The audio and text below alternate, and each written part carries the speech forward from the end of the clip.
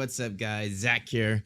We're gonna be doing the Audi Evo here at Imola today. Again, we're working on the Imola track packs for RST. We've gotten a lot of the cars done. We're gonna do the Audi. We might even do another car after this. I'm not sure. We'll have to figure out. What's up, Flavio? How's it going, man? It's gonna be a lot of fun. The Audi has a little bit of trouble over the final chicane curbs. Those curbs just upset the car quite a bit. The Audi is very pitch sensitive, so it likes to be able to tolerate those curves a little bit more. Usually you're a little bit stiffer, so we're going to try to soften it up and go from there. But before we get started, we're going to load up RST real quick. I'm going to go collect some data. We are using the Silverstone setup as kind of our baseline setup here. Again, Silverstone is just a really good track to kind of use as your baseline to make tweaks. Silverstone plays well, has a lot of different types of corners, so I always like to start from there. But we're just going to start off by doing a few laps, get the driver consistency down, and then get the tire pressures. Tire pressure is super critical to get right off the bat. The correct tire pressure. Going to be shooting for about 27.5 psi. Yeah, Flavio, I try to get a little bit earlier for the stream because I know a lot of the European guys can't watch my late night streams on the weekdays. So weekends, I'll try to start streaming a little bit earlier in the day. But let's go ahead and get started. So I'm just going to go ahead and go into the setup. And I already have the setup loaded here. We're just going to go ahead and load this in. And one thing I am going to tweak here, just real quick, is the electronics. I have been turned up quite a bit, actually.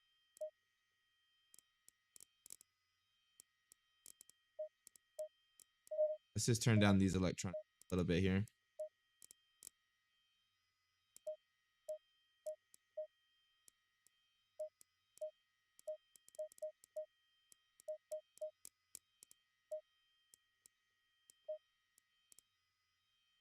Well, I just noted something.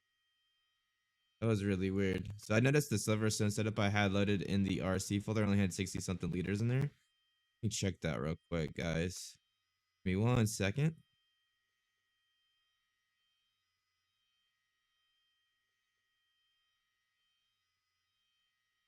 On the J.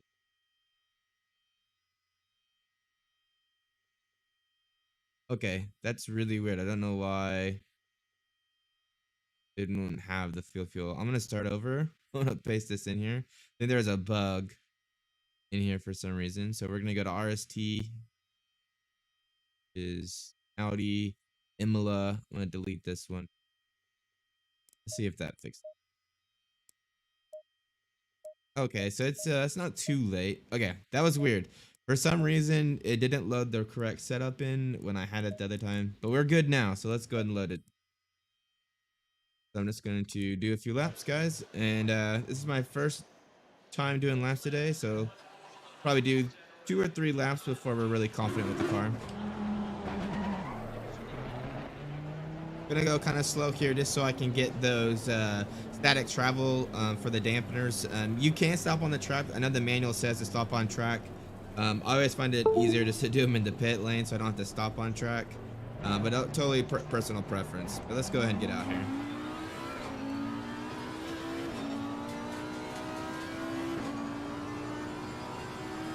So just for you those who are wondering, we do our setups about 23 Celsius ambient, 27 and 28 degrees track temperature. So that's what I have the conditions dialed in for right now. Love the sound of this car. Absolutely fantastic car to be driving.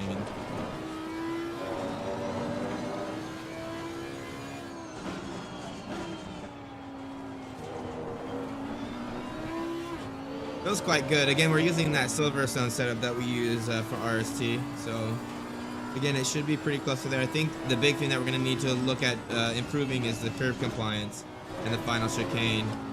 Because ACC doesn't model underfloor damage, you can really abuse that final chicane here at Imola.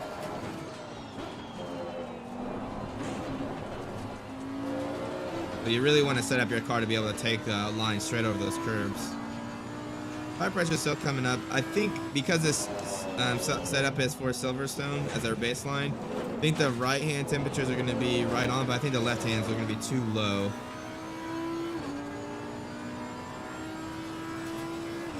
Silverstone has a lot of left-hand turns, so you usually start your cold temps a lot cooler because they get a lot of pressure on the track.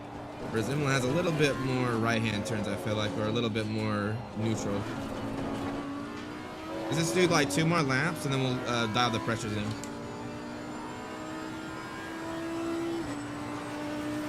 Flavia, have you been watching the WRC stuff? I watched it yesterday. The stage 1 stuff, the day 1 stuff was really, really cool. A lot of snow.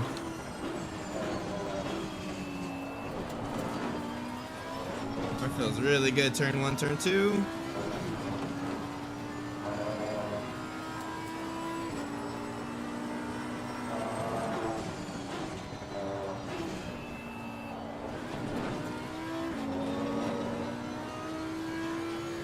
Turn 3 feels really good.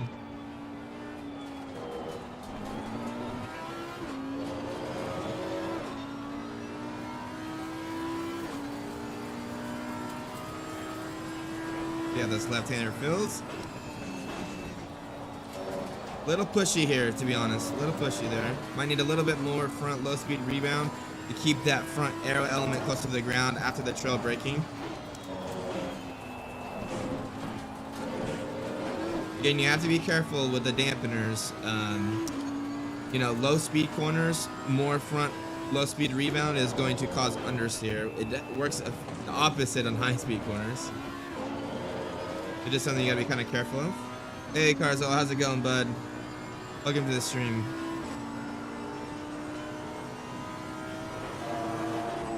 Oh man, no way. 200 meters before the finish line, that's crazy.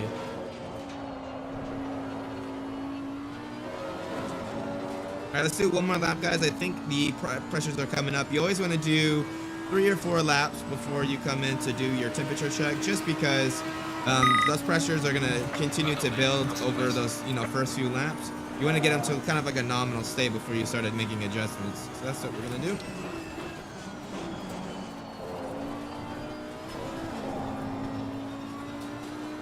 High speed stability is really good right now with this setup, which is kind of surprising for the Audi, to be honest.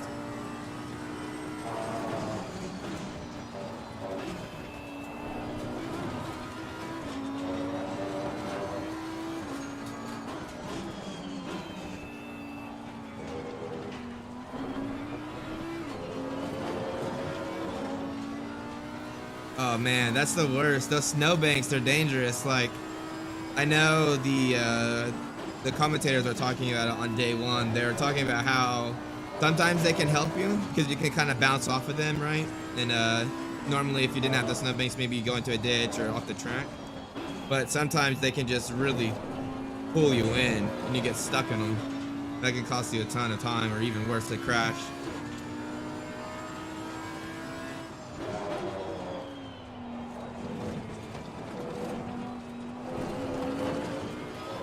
Curb compliance isn't too bad, to be honest. A lot better than I thought it would be out of the box. I think we might be able to improve it just a little bit, though.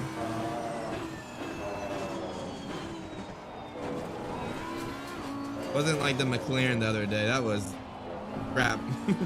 To be honest, out of the gate, that felt horrible.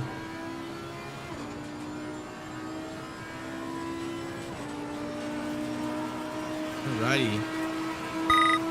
I think we're going to be good on data now. So let's go back now to the pits and let's look at RST. And of course it hasn't loaded yet, so let me select it here. I don't know why OBS sometimes selects it and sometimes not. It makes no sense. But we got it loaded now. So let's look at this lap here. And what I'm going to do is look at temperatures. I'm going to go to ABS TMP. ABS TMP stands for absolute tire temperatures and pressures. So I'm just going to click on here. We'll click on the last lap. Curious what my tire temperatures are. Tire temperatures are more than cool enough. The highest temperature we're seeing is on that rear right, 88 degrees. So nowhere close to overheating the tires. Definitely get some pressure on these tires that need adjusting though. They're a little bit high on the right side, a little bit low on the left side. Let's look at the brakes. Brakes, I think the rear needs to open a duct. So with the brakes in ACC, you're really shooting to see peaks no more than 600. If you go a little bit more than 600, it's okay, but you don't want to be consistently over 600. So you can see from us this lap, I'm under 600, except for the final 2 turns. There are 2 braking zones back to back, so that's probably why it's getting a little warmer. So I don't need to make an adjustment to the freight brake, but look at this rear duct. It's right around 300, so it's on the lower side. And because our rear temperatures are nowhere near 95, I think the rear right was 88 degrees. We can close that rear brake duct. That's going to add more heat into our rear brakes, so it's just going to give us better braking performance. We're not going to overheat that rear tire. So we are going to make that adjustment, and then let's adjust those tire pressures real quick. So I'm just going to go into the setup here. I'm going to rename the setup so it's not Silverstone, because that's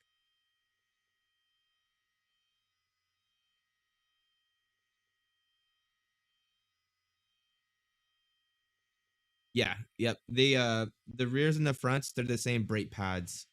So they have slightly different thicknesses, but the temperature, like the thermal window, is pretty much the same, Carzola. That's a really good question, actually. And you could actually see, if you, I don't know if you rewind the footage, you could actually see those rear tires or brake on the GUI in the game. They were blue. I always like to look at data. To me, it's an easier way to look at things. You know, but that is a thing that you can use if you want. So we're gonna go into the setup here.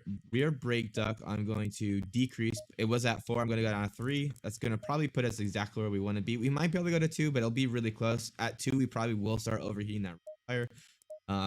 So let's go ahead and adjust these brake tire PSI. So the front right is 28.3. When it comes down to 27.5, so I need to lose about 0.8. So I'm gonna go to 26.2. The rear is 28, so I need to lose about 0.5. And then I need to come up about 0.5 on the rear. 6 point. And then 0.5 on. So just looking at the coil pressures, we're about 4 psi higher on the left-hand side than the right-hand side. So that tells me there's a little bit more right-hand turns than left-hand turns, but they're pretty even, right? Silverstone, you have a way lower left-hand coil pressure than the right-hand because there's a lot of right-hand turns, so you add a lot of pressure to that left-hand side. So the tire pressures are now set. Let's go ahead and save this setup, and let's go do another lap or 2, because again, getting the tires right in ACC and pressures and temperatures is super important. It's like the very first thing you should always do, basically. If you have wrong tire pressures, like, it's game over. Like, you shouldn't really spend time on anything else. Like, you're never gonna have a good setup with bad pressures.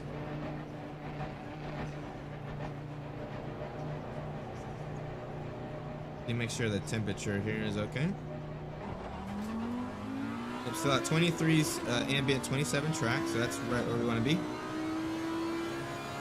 I don't know if I have the weather variability turned to 0. I always forget. I always kind of mess with it because I do race it sometimes. Babalio said, didn't play ACC that much, but I noticed the brakes feel weird. I just floor it and the car takes forever to stop. Yeah, so if you're heavy on the brakes, you might be engaging the ABS. If you can see on the top right of my dash here on the game, you see how when it flickers, the top right flickers blue? That means the ABS is activating. It can actually, too much ABS activation can really kill your braking distance. So just pay attention about that. Usually what I do is I brake really hard at the beginning and start to trail off. And that really helps your braking distance. Yeah, that's because that's what they're doing, Flavio, is they're bleeding the brake pressure, but they're not activating the ABS as much. It might not be what you're doing, but it's definitely something to look at when you're driving.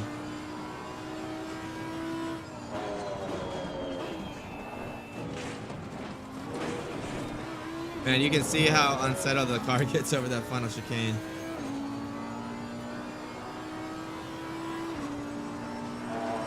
Was so ready for this weekend. It was a crazy week for me this week at work. A lot of projects that were due. Super happy to be kind of chilling this weekend.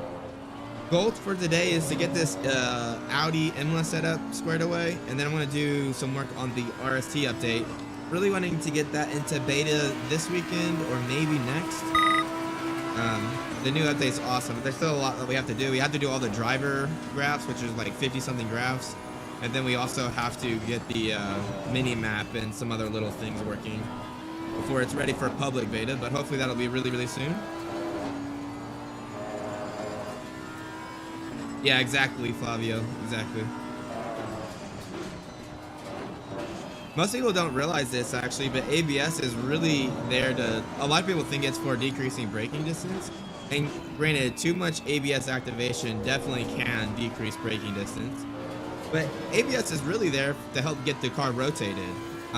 Basically, you have to think, if you're going into a braking zone and you're already braking at 100% of the tire grip, and then you add steering input, the car's just going to push forward, right? There's no grip to go from straight line braking to cornering. So what ABS is supposed to be doing is kind of limiting the amount of longitudinal slip you can generate, or straight line braking, so that you can trade some of that for lateral force. A lot of people don't use it that way in ACC, but that's actually in real life how we use ABS and what we tune it for. It's basically to get response on corner entry. That'd be awesome, Flavio. Yeah, so far the feedback has been really good for our setups. I've been posting the feedback on the Discord, and I think everyone's pretty happy. I know a lot of people that were even Coach Dave customers prefer our setups over theirs. It's probably a little bit of personal preference, you know, but that's really, really encouraging to see.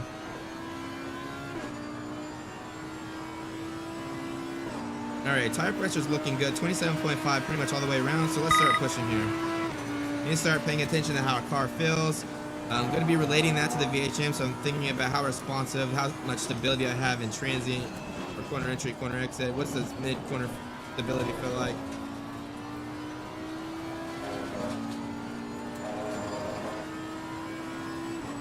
So far, the high-speed stability is really, really good.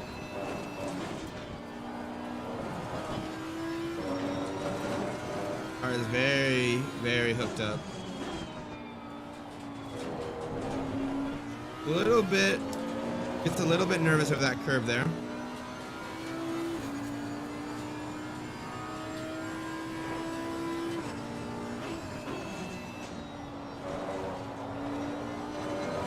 Yeah, there's a little bit of push in that high-speed left-hander too. I think we need a little bit more front rebound there.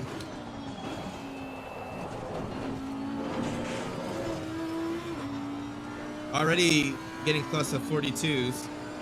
So my ultimate pace is about a mid 42 with full fuel. Yeah, that needs a lot of work. That final chicane just really unsettles the car. So for those that you don't know, the bump stop gap and bump stop rate are going to make a huge, huge difference to how the car feels over the curbs. So the next time we go out, we're going to experiment with decreasing the bump stop rate and increasing the bump stop gap. That's going to make the bump stops less activated, which is going to add some probably high-speed instability, which might help us on that fast high-speed left-hander. We'll have to be a little bit cautious though, but it will really increase our ability to take some of these curves, which is so important here at Imola.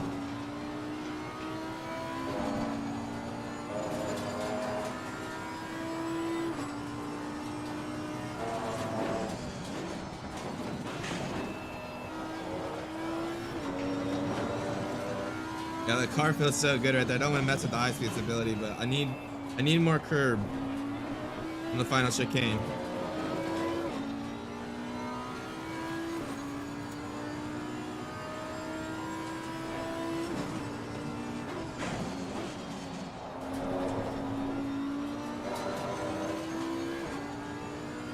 Already predicted to do another 42.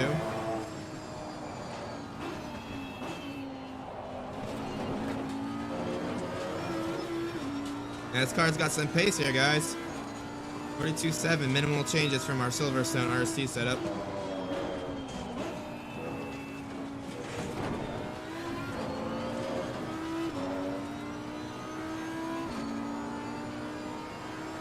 If I do a mid 42, that'd be really, really good. Be really happy with that.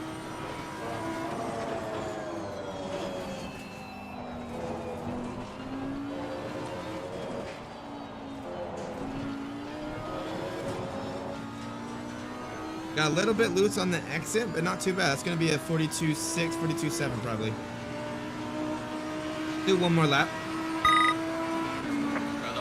First thing we're really gonna try to address is that final chicane though.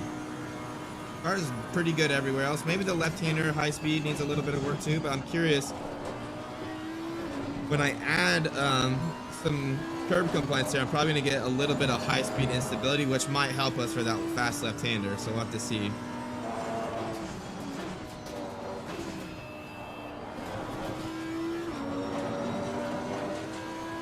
Hey Ron, what's up, man? Thanks for tuning in. And of course, man, always here to help you guys.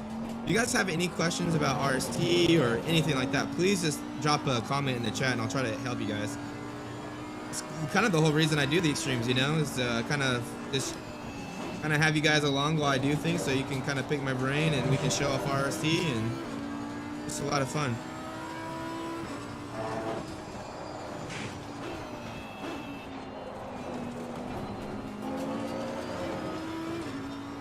The Audi, Flavio, that was your favorite car in Project Cars 2 for GT3?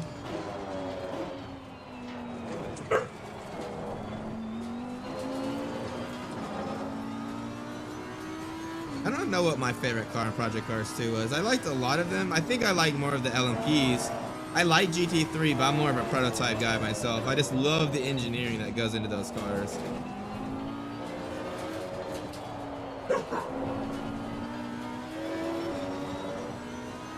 Better exit there, though.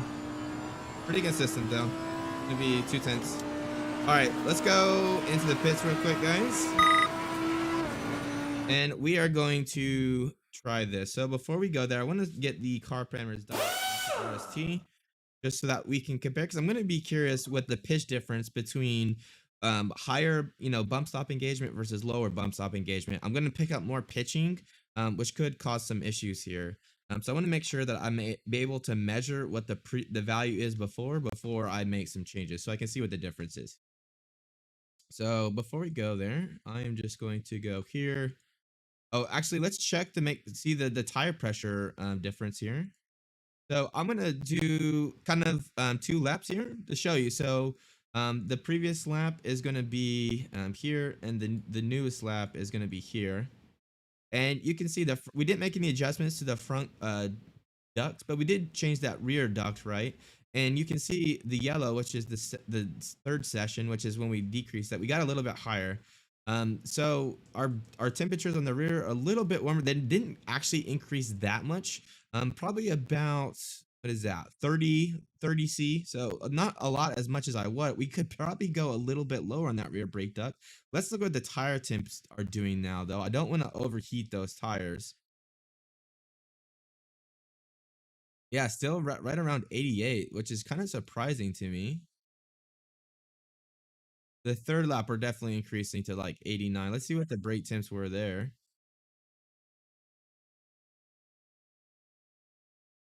What is this? Like 350. We could probably go one more click of rear brake duct on the rear. We will do that, but I want to test this setting out first. So what we're gonna do, I need to get the car parameters dialed in. So I'm just gonna select this first one. I'm gonna go to dampener speeds because the dampener travel graph is gonna be here. And what I'm curious is the exit. So this exit here, I had 13 and then 17.4. So let's just dial that in for the static. So 13.2 and 16. So I need to make this 13 and then this is 17. And then I need to get what those ARB values are. I have a cheat sheet which helps me. Doesn't really help you guys because you guys don't have a cheat sheet, but this is actually where we get their magic numbers from. So my front ARB is 3, my rear ARB is 4. So if I type that into my spreadsheet, that gives me 17 up front and 34.5 on the rear. Got quite a big rear ARB on this car right now. And 185, 183, 56, 60. All right, so let's go ahead and save this real quick. I'm going to save that. And what I want to do is I'm going to go to next car session. I'm going to load those up so that when I do another lap, it's going to load this setting up. Because what I'm going to do is we are going to, you guys can't see this, but I have a really narrow bump stop gap. So on the Audi, you want to keep it from pitching a lot. Keeps the the COP from migrating too much, the center of pressure, keeps the aero balance the same, right? So you have that high speed stability. A bump stop basically is an exponential spring. So you can think of like a spring. The stiffness increases like linearly, right? With a bump stop, it's like exponential. So with just a little bit of displacement, you can have a ton of stiffness. What I want to do is I want to increase that bump stop gap, so I'm not activating the bump stops as much. That will basically make it feel a lot softer over the curbs. It will pitch more under high speed braking now, which is where the instability was going to come from. And that's kind of the trade off. We're going to keep increasing that bump stop gap, decreasing that bump stop rate until we find a balance between curb compliance and high speed instability. Audi has a really small rear aero package. It produces a lot of front aero, so you have to always pretty much run max rear wing on it anyways. But let's go ahead and make that bump stop change just to see what's going. So I have a bump stop of 1 and a bump stop rate of 800. So I'm going to try to go up to about 5 on here. And actually, I'm going to go even higher. Let's go up to like 7, the bump stop gap. I'm not going to change the bump stop rate right now. I'm just going to change the bump stop gap, and let's see what happens. Let me just... Yeah, I'm the rocket science guy. I am not the rocket science guy. I mean, for those of you guys that know my real life job, I work for an engineering company that builds rockets. But I don't design the rockets myself. I have one small part of the job. But let's go ahead and start the game. So what I'm going to do is I'm going to do some laps here. We're going to go see if the curb compliance is better with the final chicane. Make sure that we don't have any high speed instability. Really careful at turns 3, 4. That's where the high speed instability can really come into effect. Then what I'm going to do is I'm going to compare the data between the stiffer bump stop gap and the lower to see if I'm maybe not engaging it as much. You should be able to see it in the histograms and also the ride height envelope and the pitch gradient. What's up, new type? How's it going, man?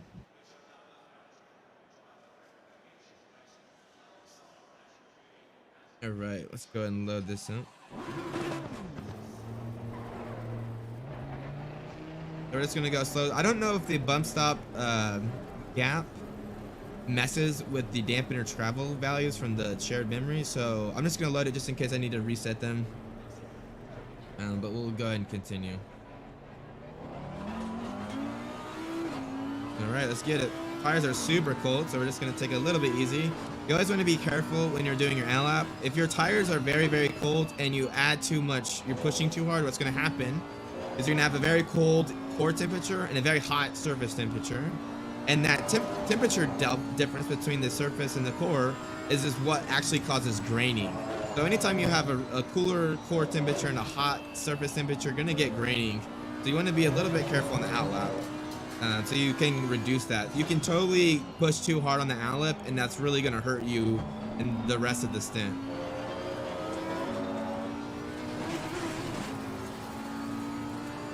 So I have my iPad hooked up for the chat. It makes reading chat so much easier.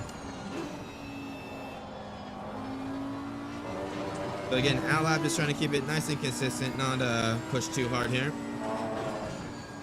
I want to push a little bit to get some temperature in, but you don't want to scrub the tires really. Like that. Oh my god, what am I doing?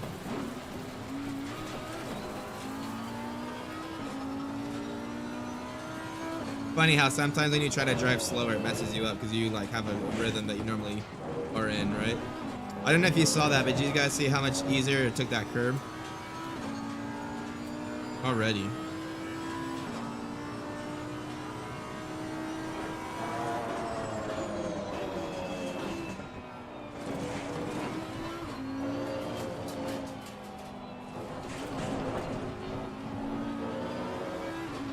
And you don't have your AC turned on today. I do have my AC turned on today, but it's just like really low. I have to turn it on, otherwise it gets so hot in my room. Like it's crazy hot. How do you guys keep temperature in your rig rooms like cooler? Do you guys just turn the AC up, or what do you guys do? I've always been kind of curious what other people do.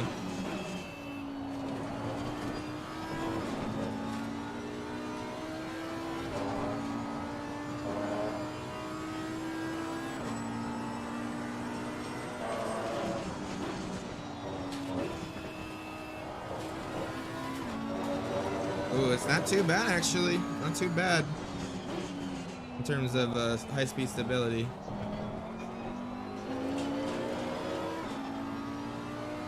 Yeah, I had it turned up like all the way yesterday. There you go. Live in a cold country, that definitely helps. I live in the desert, so that's part of my problem. It's you know, almost March and it's like 70 degrees.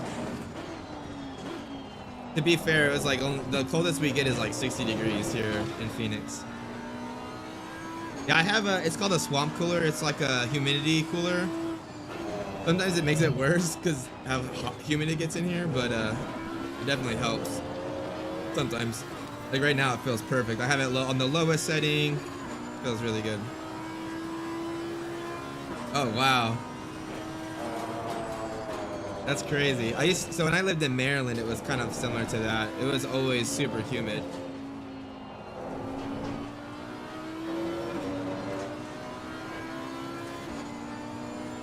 All right, temperatures and pressures is up. Let's do this.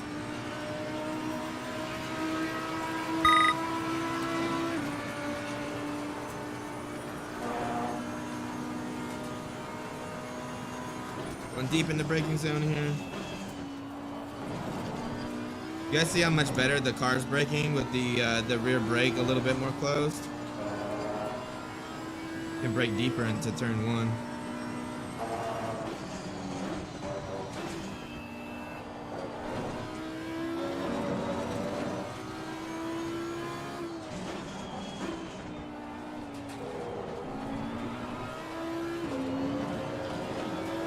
A little bit loose on the exit there.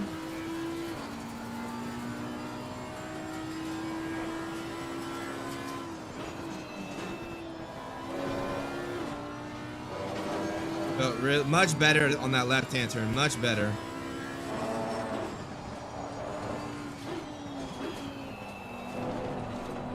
Too much show brake. Let's see what the final chicane feels like though.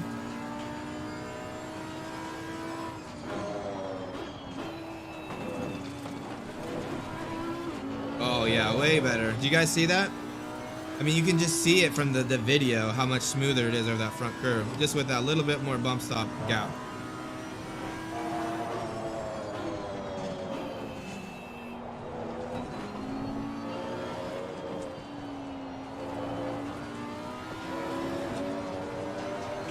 Do a few more laps. Again, I like 210 slower, but I think if I can not make a mistake, I overdrove the car just a little bit. Let's see if we can get it down.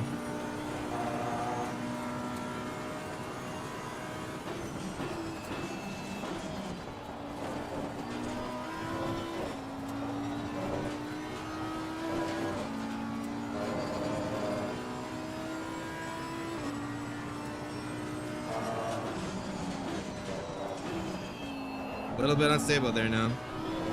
That was to be expected, right? Kind of talked about there would be some high-speed instability with changing the bump stop gap. Flavia says, funny how you say my name in Portuguese.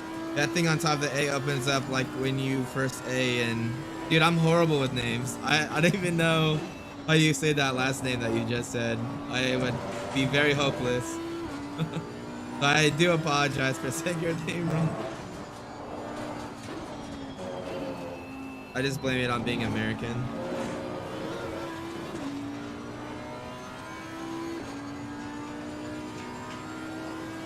Alright, let's see.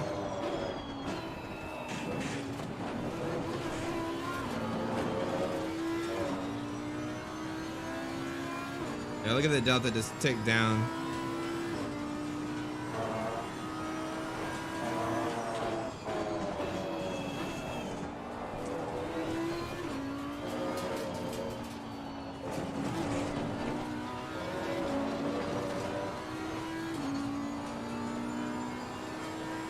One more lap. I like to do things in threes.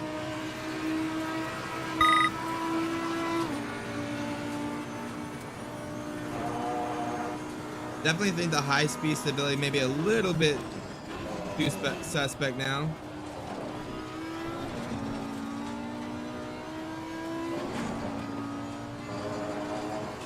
was a good turn one, too.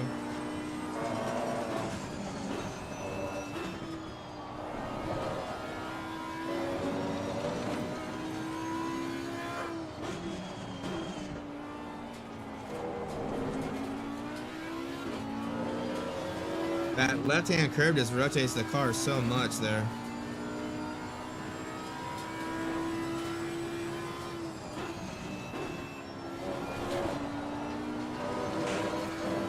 Good exit through there, though. Jesus.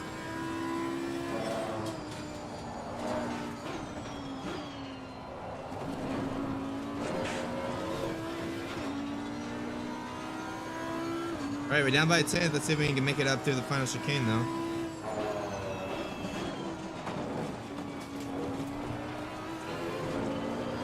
Got a little bit loose on the exit there, but yep, there we go.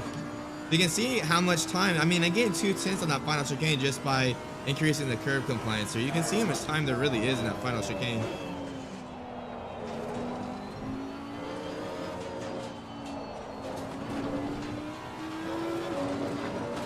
Good exit there too. Let's go, guys. 3/10 maybe? No, 2/10. That's still really good. 42.4 for me is really, really good though.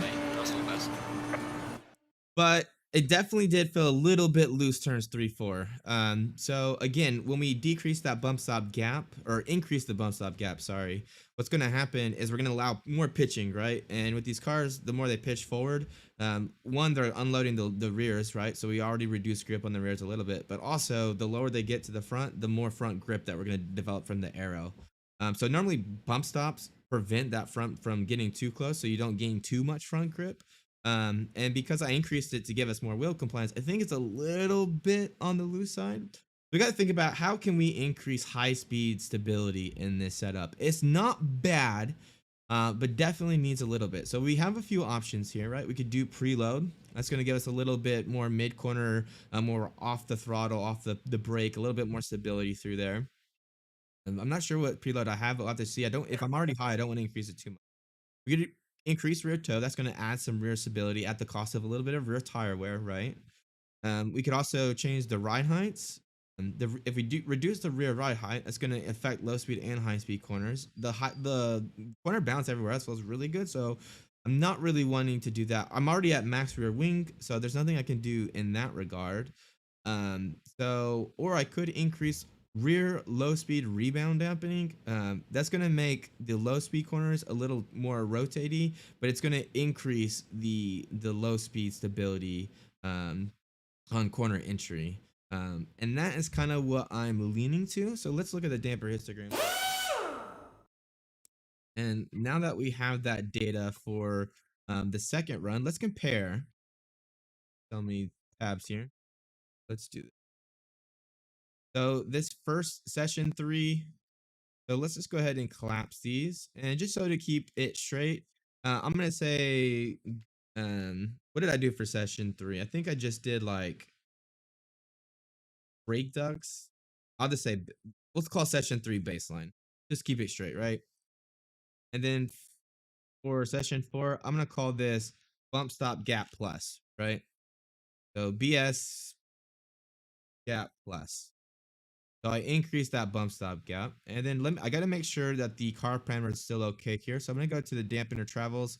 So 13, 17, what did I have dialed in here? 13, 17. So I know adjusting the bump stop gap does not affect those static travel values. So I know if I do some more tweaks, I'm not going to have to adjust that, which is kind of nice. But let's go ahead. Let's do the fourth lap on both of these, right?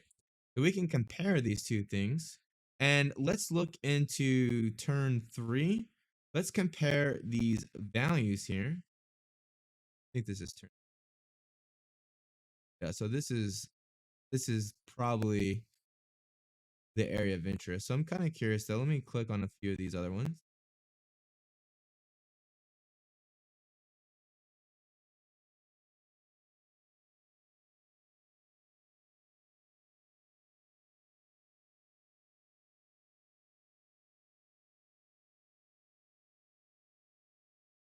You can see pretty consistently. So this teal lap is the baseline session, and this blue lap is the one with the higher bump stop gap. So you can actually see um, the higher the line here is, the more it compressed.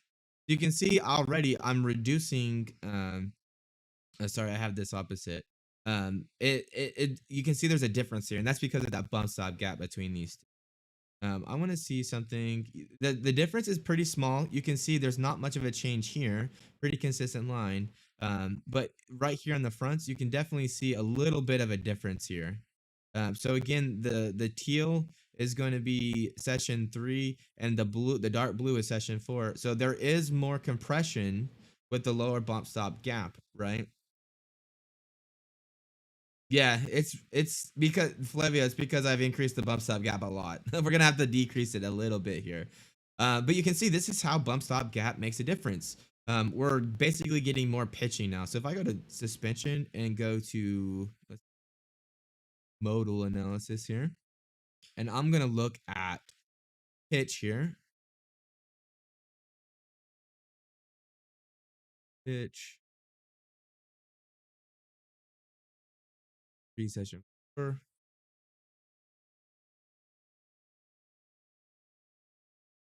braking.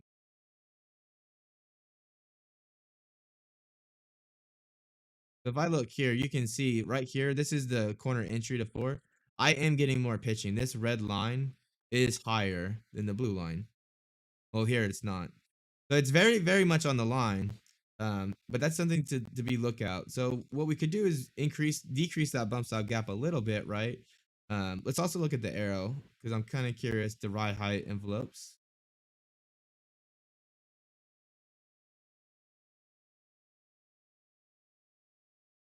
So you see, okay, so you see these blue dots down here at the bottom. If I hide them, you can see the red dots are slightly higher than those blue dots. Well, if you look at the y-axis, that's the front ride height. So you can definitely see that bump stop gap made a little bit of a difference here. It doesn't tell me how far I need to go, but I just want to show you guys how you can recognize and see how these effects make changes in the data, so that it kind of guides you where to look. So if I wanted to basically have that distance, I would just keep playing with it until it's a little bit closer. Also, the pitch and roll gradients, there should be a difference. It'll be very, very small. But again, the blue is going to be the softer or less bump stop gap. You can see there's definitely some more pitching going on here. So like, right around 1 second. Charlotte, no. You can see right around the max pitching, which is where we get like close to the bump stops. You can see the blue's a little bit lower than that red. It's really, really small, but you can definitely see there's a little bit of a trend there. So just something to be on the lookout for. One thing to note too is if you compare, you see this blue line at the top for the front roll gradient, you see how the blue and the red have a slightly different slope. It's really, really very small. But you see how the rear is pretty much the same. The front's a little bit less. Well, when we increase that bump stop gap, we're riding the bump stops a lot less. So that's going to take a little bit of response out. So that's going to cause this roll gradient to go up just a little bit. So you can see the blue lap, which is the one where we took the bump stop gap up. It's at 0.39, whereas the one with the lower is 0.37. So we made the car a little bit less responsive by increasing that bump stop gap. So yeah, that's another thing you can look at. So let's look at the damper histograms, because I need to add some high speed rear stability into this setup, right? Like we already kind of talked about that. So what I could do is I could, make the difference between the bump stop gap of 1 where it was and we're at 7 now. I could split it, maybe go to 5. But I think the final chicane feels really, really good. I'm kind of don't want to tweak it anymore. So I kind of want to make the adjustment with the rear, the dampening, right? If I increase rear low speed dampening, low speed corners, I'm gonna have a little bit more rotation, which is gonna help with that less response that we have from the front roll gradient. But in high speed corners, it's gonna add some stability because it's gonna keep that rear from popping up quite as much, which is going to keep a little bit of that center pressure farther back. So we're going to go ahead and make that change. And 1 second, guys, my freaking dogs are losing their crap right here. So let me just mute this.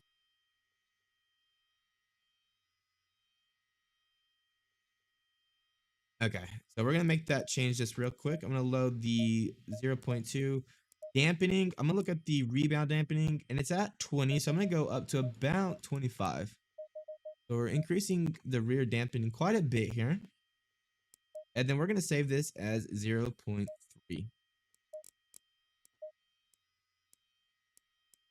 Then one thing I did want to look at is tire pressures a little bit high in the rear. One thing I did want to check is what was the temperatures of the rear tires. Rear tire is still pretty low at 89.5. I think I'm going to go one click less duck on the rear again to get a little bit more temperatures in the back. And then let's see.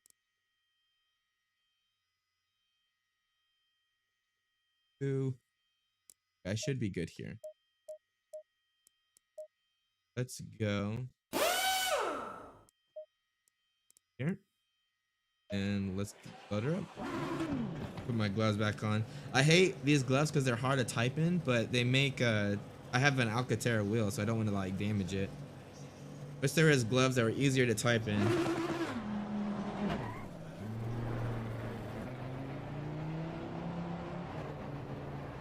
So Flavio, so tuning became more important when I found Zach in the old PC tuner. I found God, awesome community and awesome content. You're coming a long way, my friend. Yeah, man, it's been a crazy trip for sure. I'm super excited for this new update that you guys are seeing me play with, though. I think it's gonna be a really cool update for everyone. I've been finding a lot of value in it, but I think it's gonna be really good for you guys.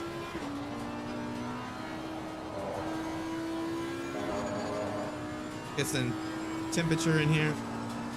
So all I did was increase the rear low speed dampening, and then I also decreased the rear brake duct just a little bit to get that temperature up a little bit higher. Again, we weren't close to overheating the rear tires, and the rear pads are a little bit cold. So closing that rear brake duct is going to allow them to heat them up a little bit more and keep them in that window.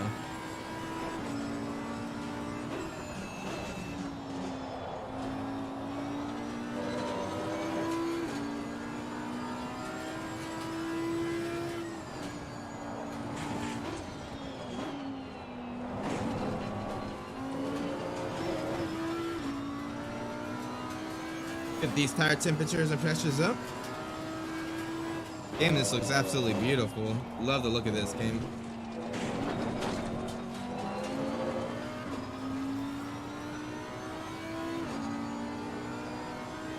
Thanks, man. I appreciate it. It's a lot of fun to see the community take on. I think the thing that makes me like the most tickled is when I see other content creators creating videos with RST. That's like, I don't know, seeing other people create content on something that I've created is like really cool. Like one of the coolest feelings I think I've ever felt. But get into this. Alright, so our fastest lap so far is a 42.4. I don't, from the speed standpoint, I don't think there's going to be much more in the setup that's going to gain us a lot of time. I'm really just trying to add some stability into turns 3-4 again for making that bump stop adjustment.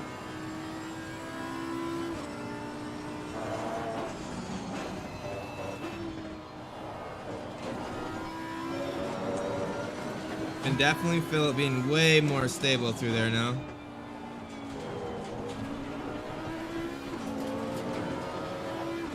I think I might need to look at the high speed dampening for that left-hander.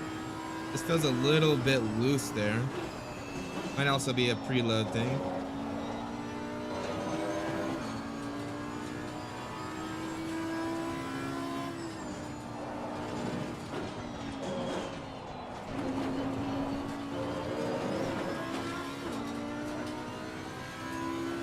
One second, Carzo. Let me get on the straight.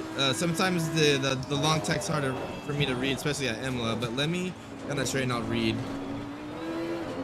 Carzolo said, so if the car is over responsive on slow speed turns, should I increase front bump, decrease rear rebound, main swing with rear grip on low speed entry? So you could do either one. If you're trying to add some, I would actually decrease the rear low speed rebound. That's gonna tame the low speed corner entry and keep your front tires in the temperature window. If you add a little bit front bump, what's going to happen is you are going to add more squish factor to that front tires, which can sometimes increase response, but more importantly, it's going to increase the front tire temps.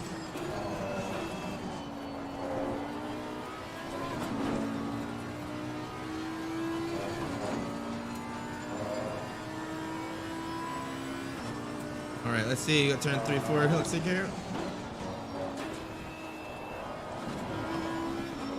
Nice.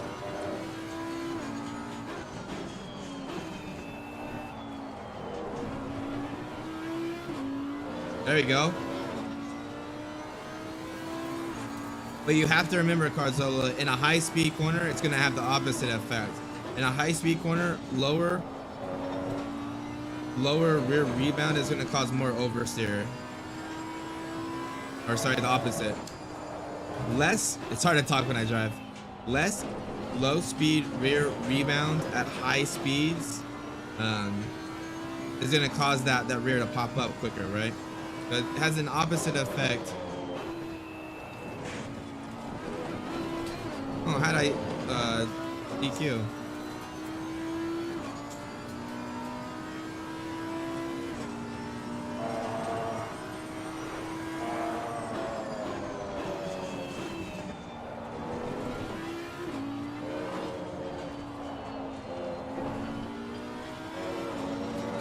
Yeah, sorry, I just can't talk like about dampeners. Anything else I could do. Dampeners are a little bit different because they're backwards a lot of the time. But ask me, I'll read it and think about it for a second when I get back in the pit. So just talking through the setup change, this setup feels much better now. Definitely a lot of more stability in turns 1, 2, 3, 4. Almost too much, I think, though. But I think after this lap, what I'm going to do is I'm going to split the difference on the rear rebound dampening. I was at 20. I went to 25. Let's try 23. I think 23 is going to be kind of the magic number here.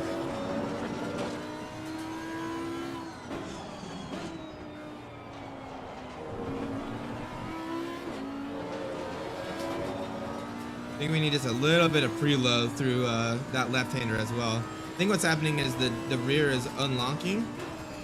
The diff is unlocking, and that's where we're getting just an extra little bit of rotation there.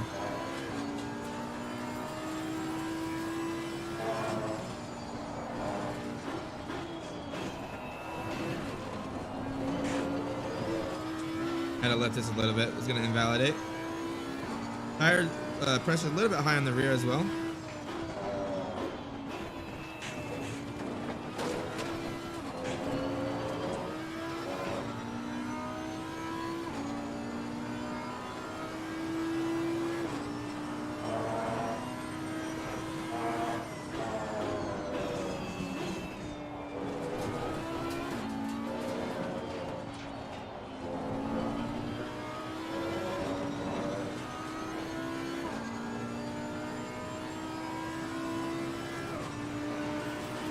All right, I don't need to look at the data. We are going to make that adjustment. All I'm going to do is decrease that rear pressure about 2 or 3 clicks, and then I'm going to reduce that rear rebound just a click. And I do want to look at that because let's compare the differences here between those two laps. So here I'm going to change the name rear rebound low speed plus. Again, really important to name these things so you know, like, you know, what you changed when you look at them. What I want to do though is let's compare these maps. I'm gonna go to suspension and then dampening. And then here you go, guys. Look at the difference here.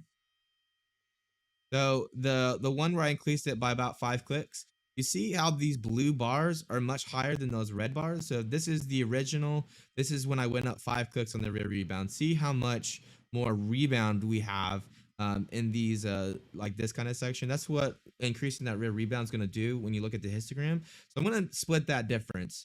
Again, when I was at 20, turns 3, 4 was a little bit too much. A lot of rotation because we increased that bump stop gap, right, to get that curve compliance. And I went to 25 rear low speed rebound, which increased the high speed stability. But now it's a little bit too much, a little bit too slow to load that front up. So I'm going to split the difference. I'm going to go from 25 to 23. I think that's going to be pretty much exactly where we want to be with this setup in terms of that high speed stability. So I'm just gonna go dampeners, put the rear low speed rebound to about 23.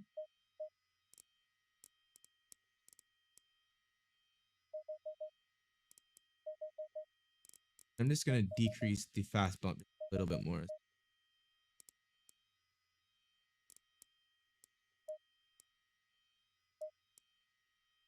Eyewear looks really, really good. The most is the right hand side, obviously. We're wearing the front 2.92, rear is 2.893. I try to keep that within 0.1. So it's looking really, really good on that front. Let me look at the preload too, because remember that left hand turn, I was getting a little unlocking there. Let's look at that data actually, and see what's going on. See if we are actually unlocking there, like I have a suspicion we are. And this is going to be kind of hard to spot. So this is 1, 2, 3, 4. This is that low speed corner. We don't have the mini map yet, so that's kind of the hard thing, right? Because I don't really know where the laps are, but I just look at the corners.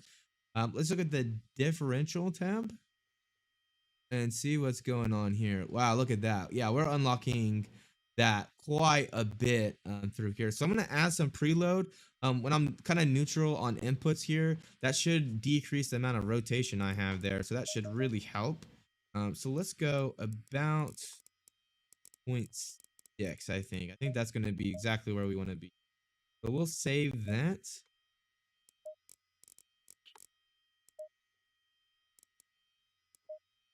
And let's go back to the live screen here. I did say I was going to drop the pressure on these 3 clips.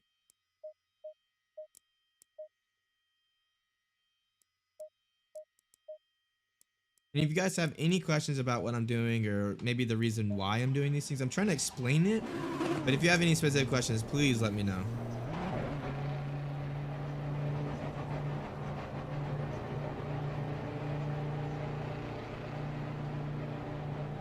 See what the temperatures are. Yep, still good temps. Again, trying to keep it at around 23, 24 C ambient, so we can keep these lap times consistent and make sure it's just because of the setup.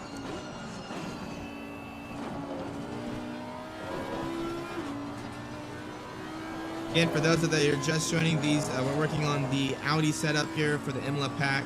It's going to go part of our RST setup offering for Imola. We have about 2 more cars after this. So I wanted to really focus on getting some of these cars done this weekend. Oh, much better to that left-hander.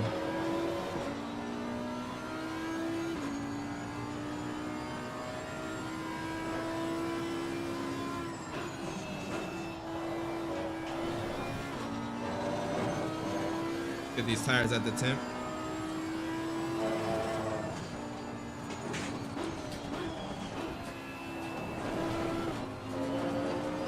Okay, yeah, the tire temp pressures are still coming up, so I'm not gonna hold judgment. I'm gonna hold judgment, but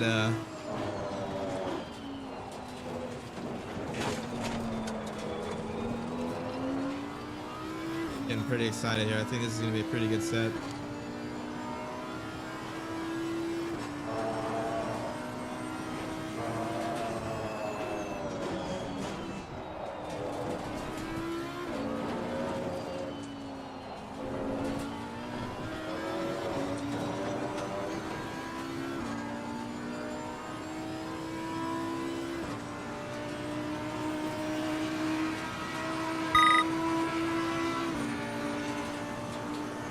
It's still a little bit low on the pressures, but not too bad.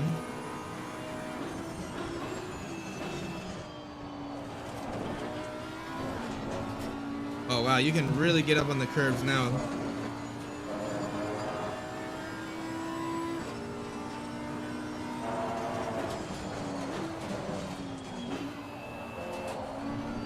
Pushed it a little bit too hard on the brakings down there. Also about 2/10.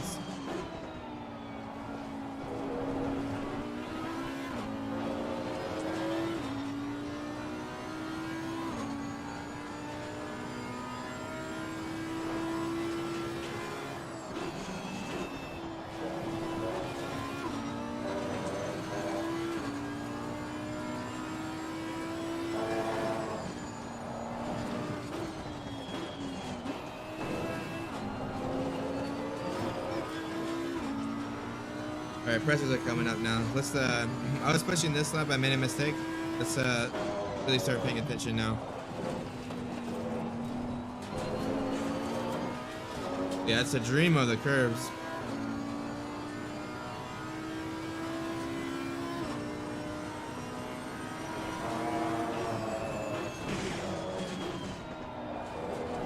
Imola is such a fun track too. It's like very challenging but very rewarding at the same time.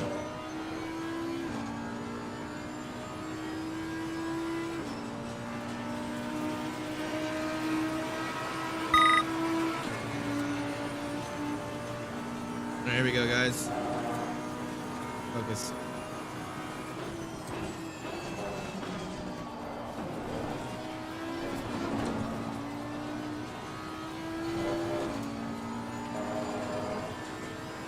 Pretty good first 2 turns.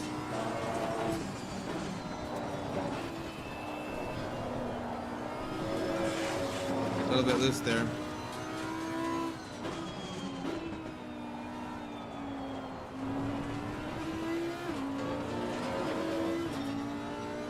I think maybe the extra preload is causing to stay locked on that turn 3, 4.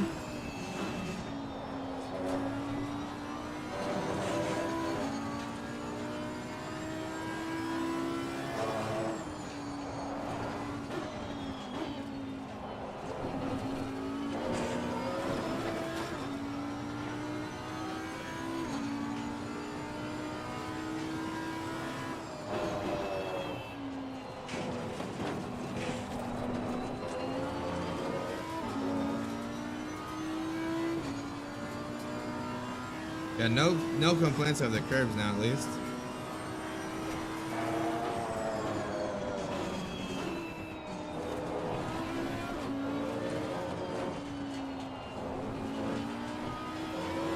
I think really the only part I'm not happy with is turn 3, 4 now.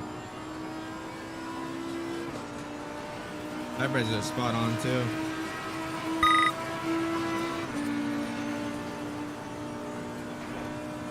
Increase that brake bias forward just a little bit.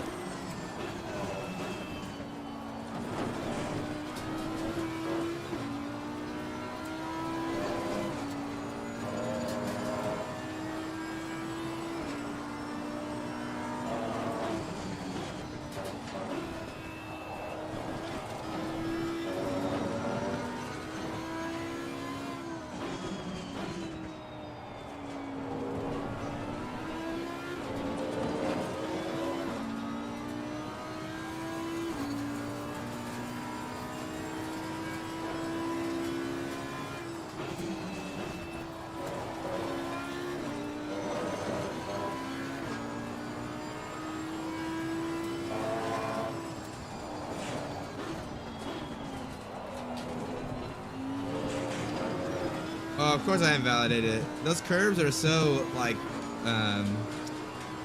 if you hit them, it always.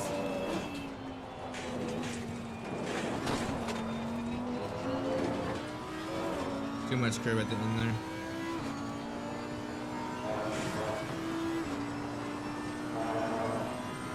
I think what I kind of want to do is I don't want to touch the rebound anymore.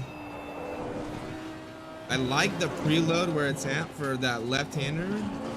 I think I want to sacrifice a little bit of wheel curve compliance now. I think the curve compliance is really good. I think we can suffer a little bit of curve compliance now to get it where we want. So I'm going to load that setup again, and I'm going to change.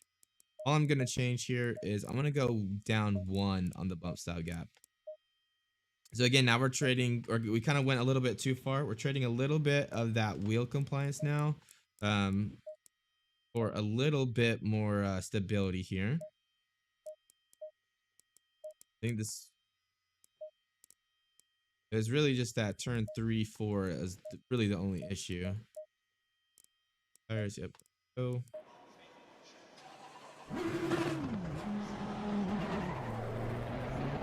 $42.4 though, pretty happy with that. Really happy with that, actually. Pretty quick.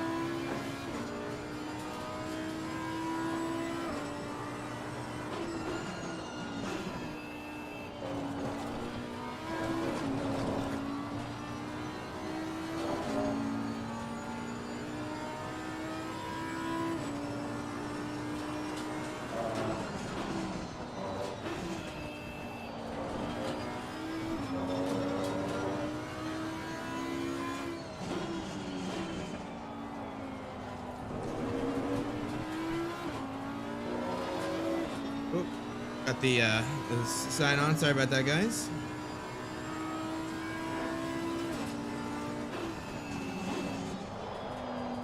Ron says, I have a question. In the Mercedes, what in RPM you shift gears?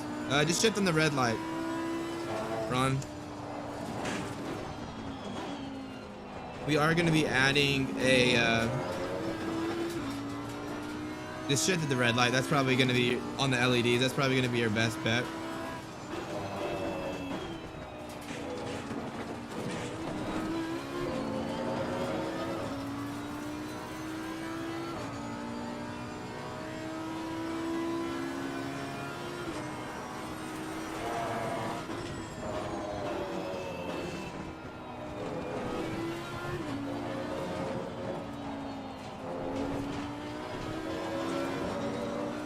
And if I could just get the high speed stability, I'd be super happy with this setup.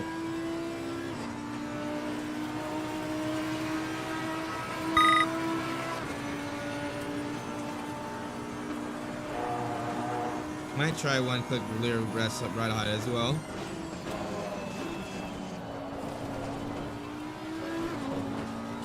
I'll take a little bit of the pitch sensibility out of it, just a little bit. Alright, let's see what happens.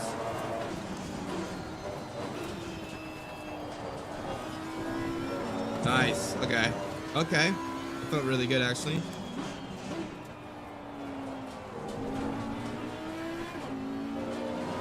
Alright, up a 10th. Let's go.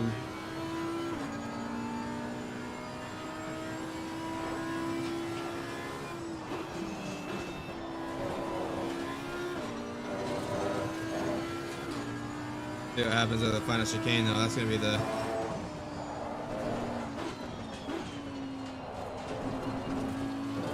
real test here. As I decrease that bump stop gap, it might be a little bit more rough for the curve. Let's see.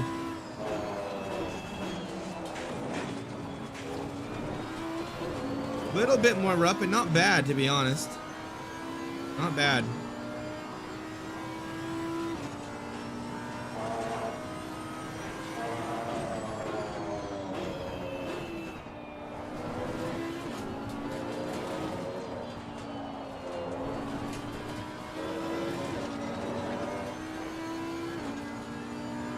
So about a 10th slower that lap, but that's probably down to a driver mistakes. Do another lap.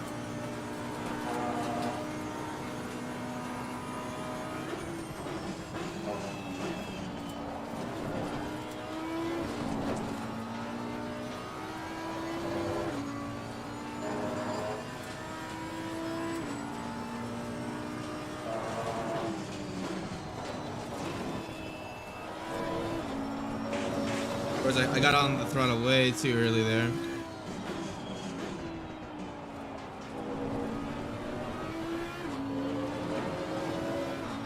Hey, what's up, Speed? How's it going, man? Speed Demon's got the blue text because he's a moderator for the channel now. Dude, I saw you guys in the P1, man. How's it going? How's the what's the Bathurst 12-hour race going?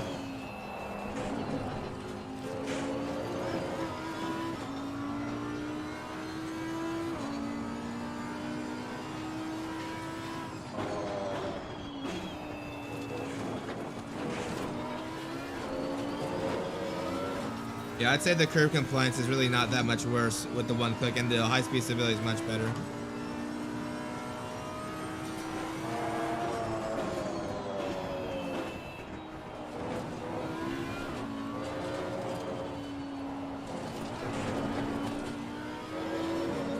As I hit the curb. I'll do one more lap. I want to see what the temperatures are getting up to.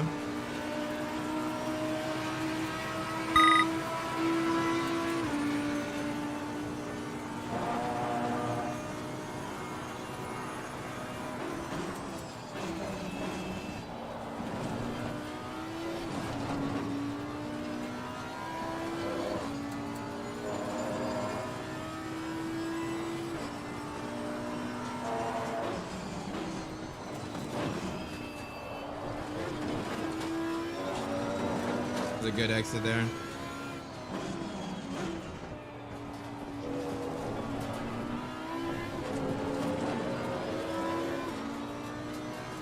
Speed says still P1, P2 had been catching us for the last 4 hours that have pitted in the new driver. Oh, nice, man. Congrats, dude. If you guys win the Bathurst, that's insane. Considering Daytona as well. Like a reoccurring theme.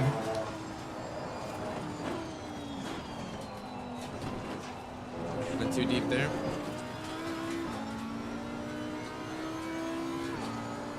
That's gonna be epic to watch the end. How many hours are left?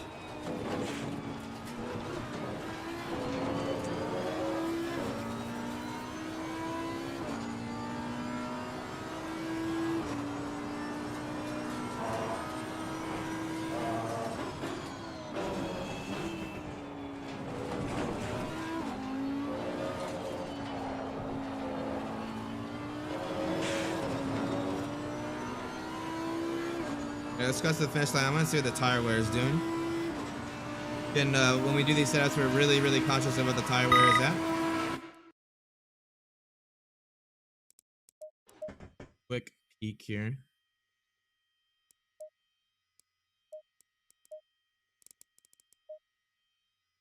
Nice. Yeah, tire wear is pretty much what we said the other day, other like lap time. So we're not really sacrificing tire wear here. It's really good. So pretty happy with the setup. One thing would like to see though.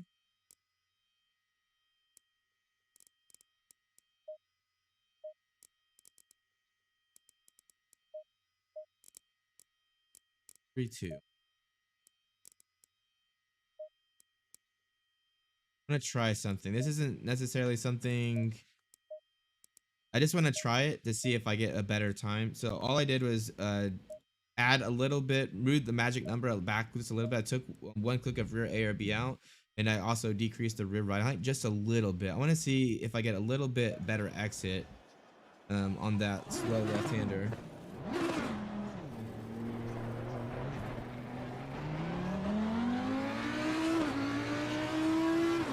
That's the nice thing about practice. You don't have to wait on the pit limiter. Just go full yeet mode in the pits.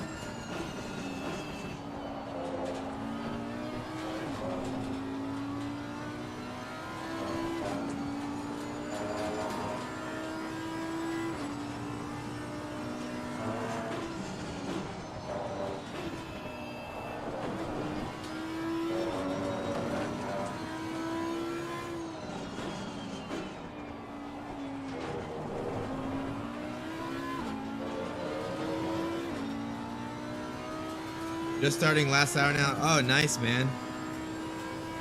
That's epic. Did you guys do the Australian split? I thought that the race normally starts on Saturday. Unless you guys started super early today.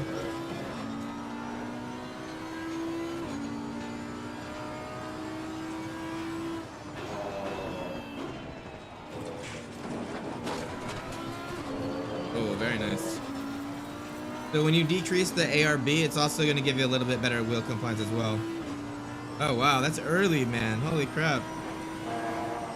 That'd be midnight for me.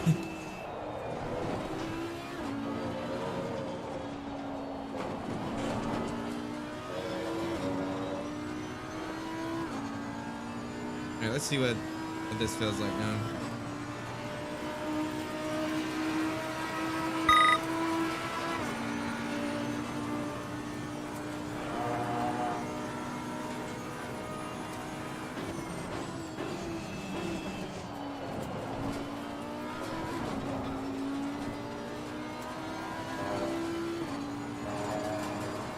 Lost a 10th on the turn 1, unfortunately. Went too narrow.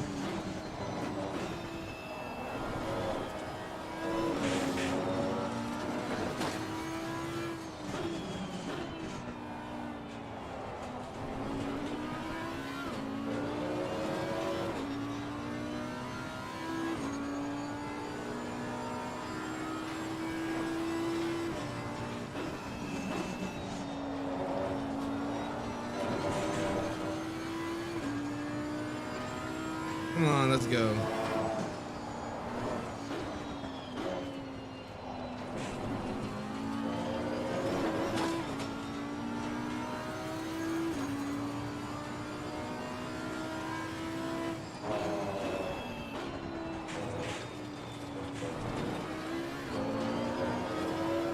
Really good exit there.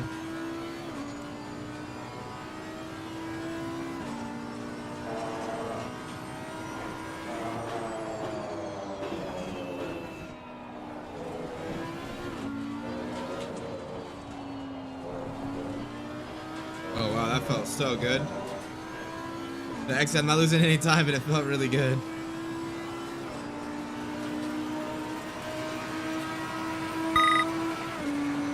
I need to get some water here pretty soon. My freaking throat's killing me. Alright, let's see.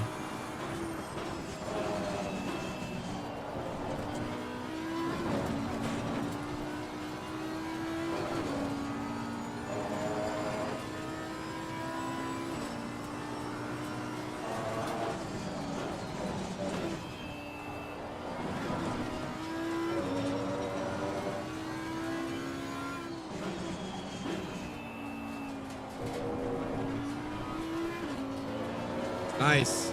Nice. Let's go. 210s.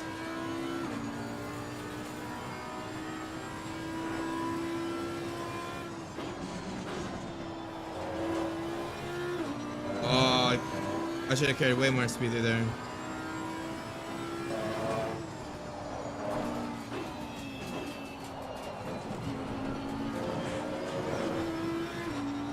Getting a little bit of time back. We're going to go full send right here.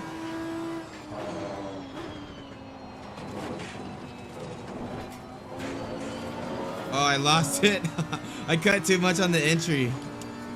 It feels like a dream over the final part, though.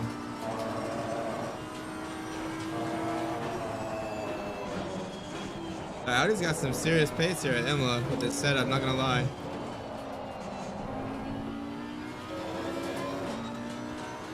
I'm not sure, new type. What track are you looking for specifically? Is there a track that you want us to do sooner than later? I think we have like 2 or 3 more cars. I'm gonna try to do them this weekend. Honestly, I want to get the Imola setup like all squared away.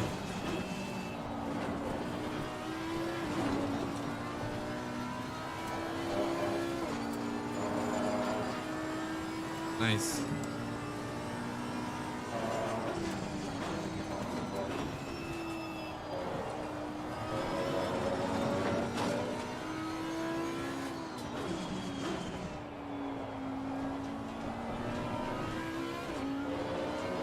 That's a really good exit.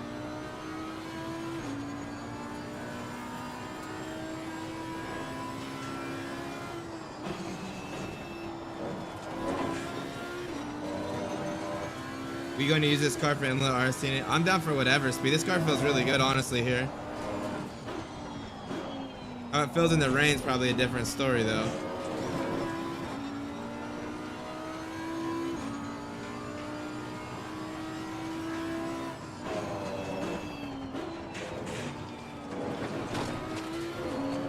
There we go. Nice.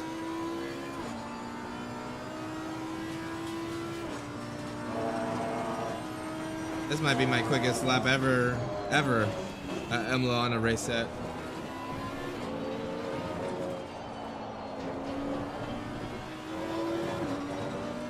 That was a good exit too. Damn, 1/10, more or less. I'll take it. That felt pretty good. Alright guys, I'm pretty happy with this setup. I don't really think there's going to be much more tweaks that we can make to it. The bounce felt really good. We increased that curve compliance by changing that bump stop gap. We brought the high speed stability back after making that bump stop gap adjustment. Car feels really set up, really glued, really confident. A lot of stability, but you can trail brake to get a little bit more response. I think this is going to be a good setup for a baseline for, users can make little tweaks to get it, one way or the other. But I'm super happy with this setup. Let's go ahead and do a race though. Again, I'm really big about doing setups in a lot of different conditions. A lot of people do setups in hot lap mode, and hot lap mode's fun, and you can definitely see if you're doing something in the right direction if you get better times. But it can kind of make you overfit the setup, right? Anything that random happens, like AI jumping at you, or maybe there's GT4 traffic and you have to brake normally where you wouldn't. If you have a setup that's really like set up during hot lap mode where you don't really have those things, sometimes it can be a little too responsive. What we're gonna do is we're gonna load into a 20-minute race here. We're going to load up the setup we just did and do a 20-minute race with AI with 100% aggression, 100% skill, and we'll see how we do. So I'm just gonna go ahead and quit out to the main menu here. I am gonna let my dogs out real quick, guys. So just give me 1 second. I'm just gonna go to a quick race. Let's do 20 minutes. Actually, let's do 30 minutes. We got time. My wife's not coming home anytime soon, so we'll do a 30-minute race. I am gonna load into this. I'll be right back, guys. Just give me just a little bit of time. I'm gonna let my dogs out real quick. They've been sitting here quietly. I'm gonna get another drink. But just give me like 5 minutes, and I'll be right back.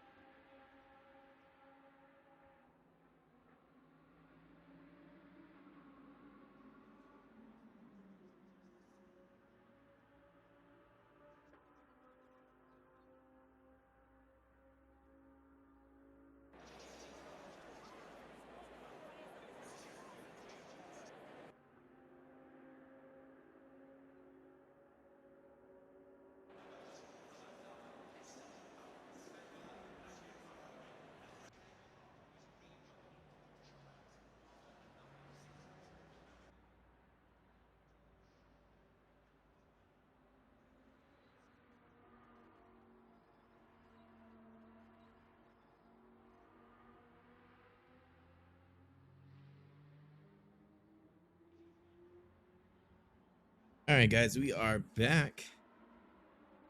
Yeah, that's why I am streaming on a Saturday.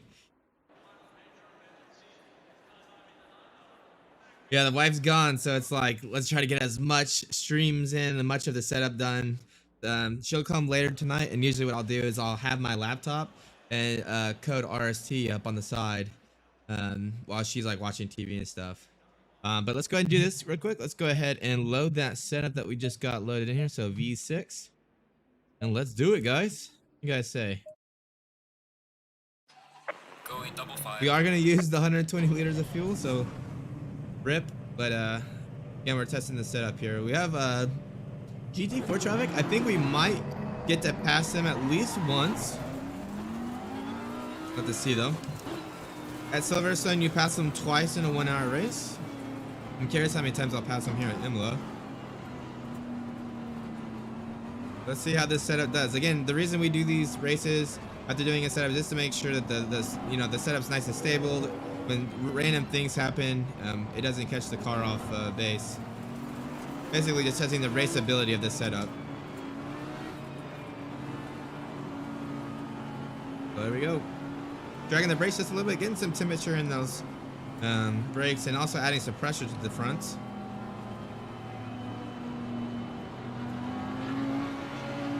Right.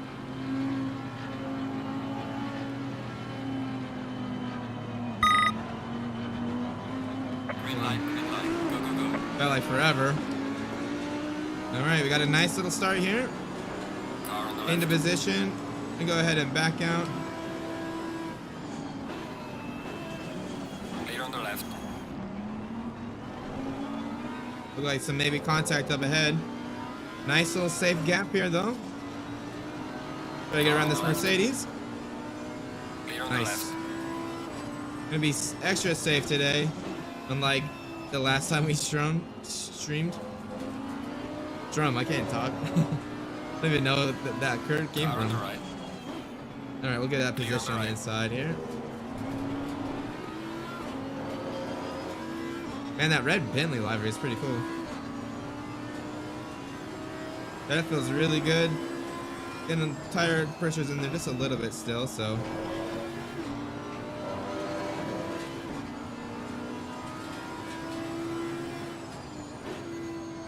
Back out just a little bit. They get really slow here on this right-hander.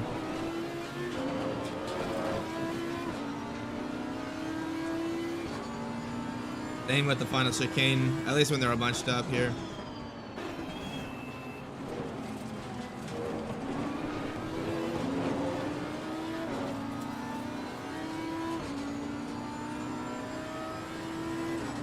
The AI at 100% actually are pretty fun to race, honestly.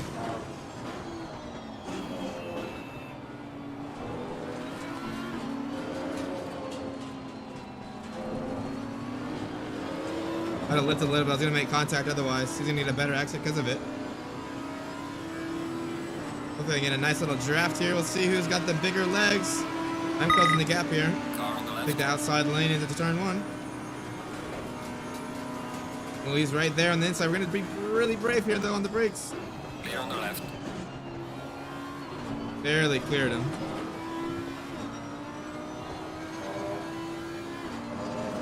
There we go. Another position.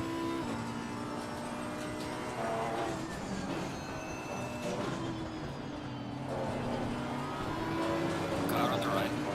Gonna get it done on the outside. From the inside to the Clear on the right. left-hander.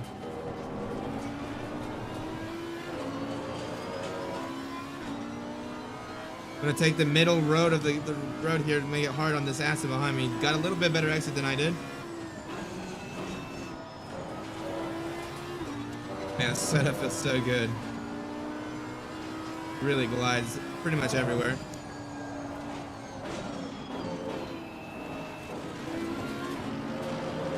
Car on the right. Clear on the right. Not gonna try to make a move here. Too risky with the AI in the final chicane. Had to back off. I was gonna bump him. Mercedes is a really cool car. That's probably one of my favorite cars, honestly. Just love the look of it. Too far back. Just love the look of it. It sounds awesome too.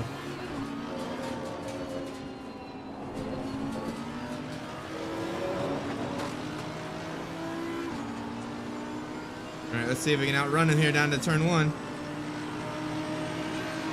Car on the left. Clear on the left. Then maybe take the outside here. Car on the left. It's good in and tears.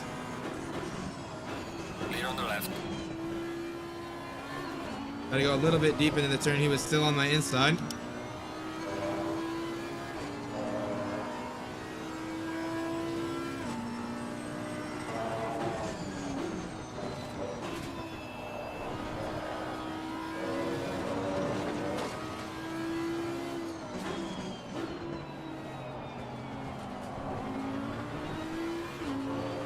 All right, next up, we got the number 99 Aston Martin up ahead. Light blue, red livery. It's kind of cool looking.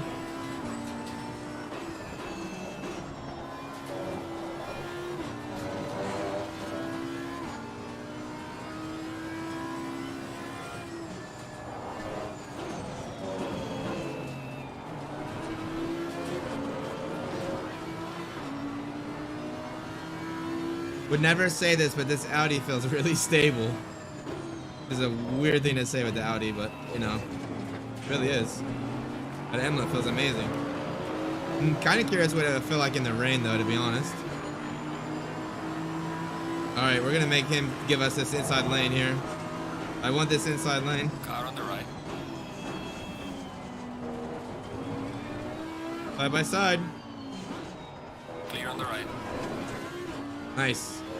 We'll take that position. It looks like he maybe got a little bit better run, though. He might get it back into turn one.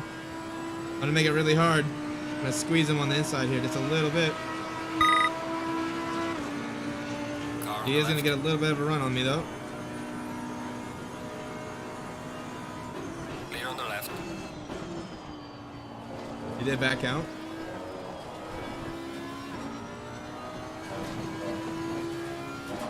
Nice. Now we got Dennis Lind up ahead, the 18 Lamborghini.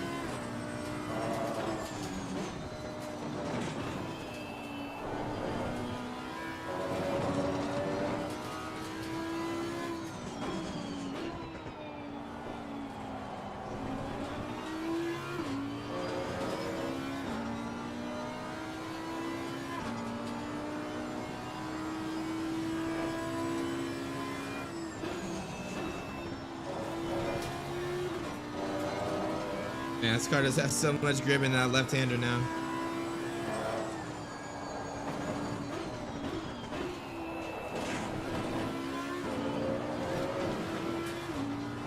All right, we're gonna be brave for the final chicane here now. We got a little bit of room to try to get a good run here.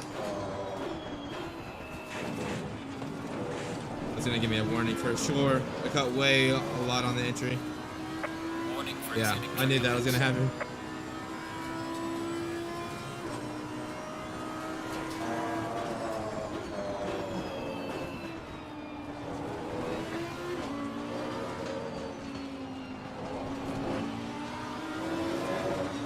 Oh, look at that exit. Let's go, guys. Car on the right. Clear on the right. Come on, give us the position here. Car on the right. Clear on the right. Gaining on the car ahead is up to 3. Fastest lap of the race. Ooh, I don't like being on the inside into turn one, but we'll try to make it work. Car on the right. Clear on the right. A little bit of a contact there, not bad though, just a little touch. Basically saying, hey, give me a little bit more room here. And we're up into P4. We got the number 69 Lamborghini ahead for P3.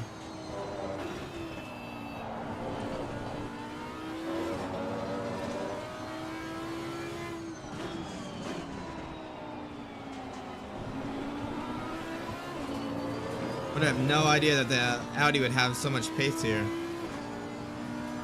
You would think Imola would be really hard for the Audi just because of how many curbs and things like that, but it feels really good here with this setup.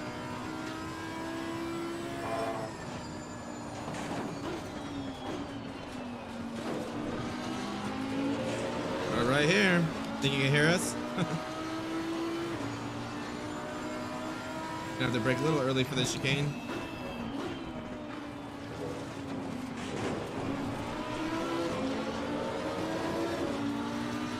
Alright, if we can just stick here, we'll take the inside into the left-hander here. Car on the right. Clear on the right. Car on the right. Clear on the right. Oh, nice. Got it done. Let's go. Up into P3. We're on the podium, boys. Alright, see if we can catch number 2 here. Nicky Thyme up in P1 right now. Look at him go. That pressure's looking spot on right now.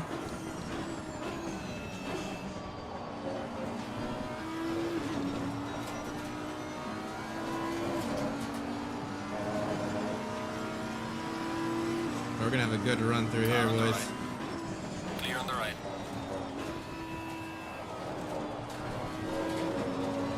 If I didn't have the curb compliance built into the setup that I had right there, I would have died right there. I took so much curb on the inside. Too much curb there though.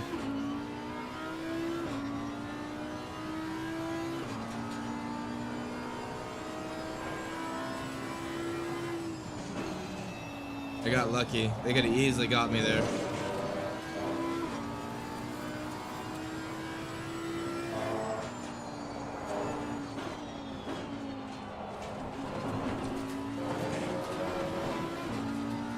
Alright, we got a 5-second gap to P1. It's coming up on the blue GT4 traffic.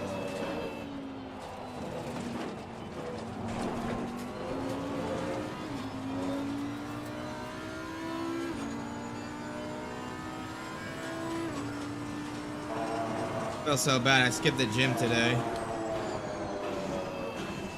Hey, any kind of funny how like the gym just makes you feel better usually, you know. But I wanted to get a lot of this stream done today. I think I might do a stream later tonight as well to do another car.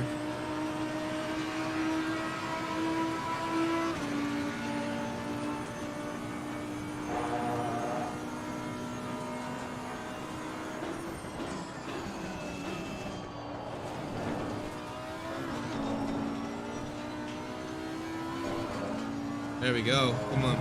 4-second gap to P1.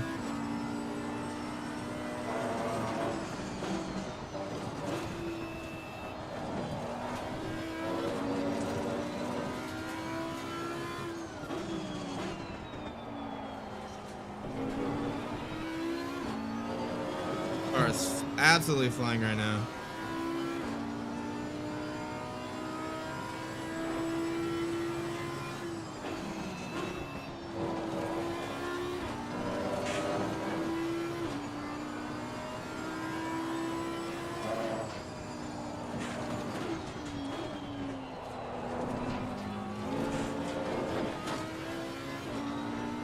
Double stream is a gift from the gods. I don't know about that. I would just do one super long stream, but I find if I try to like spend a lot of time doing setups, I start getting kind of sloppy as I get tired, right? It's like a race.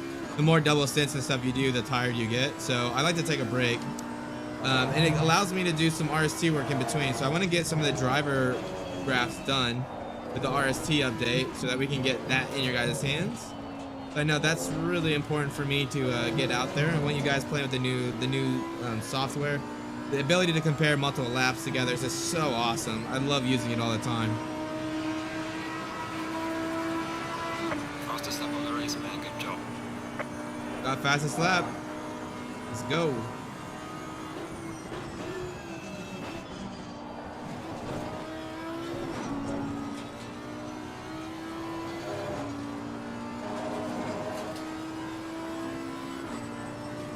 We're 2-second gap now.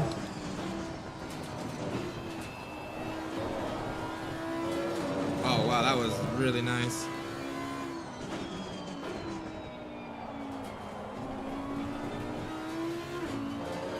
Utai said, fill that, and I've been waiting on that. Is that going to be in the beta or the main one on the site? So that will be on the beta.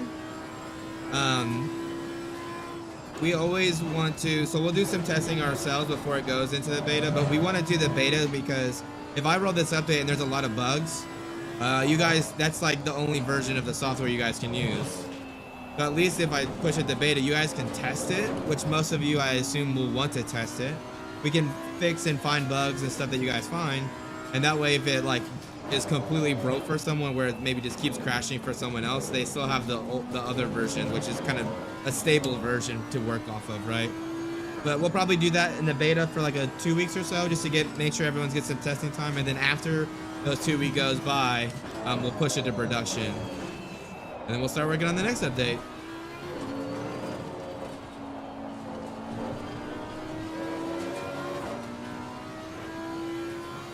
Tire pressure's looking spot on, guys. Spot on. 27.8 front, 27.6 in the rear.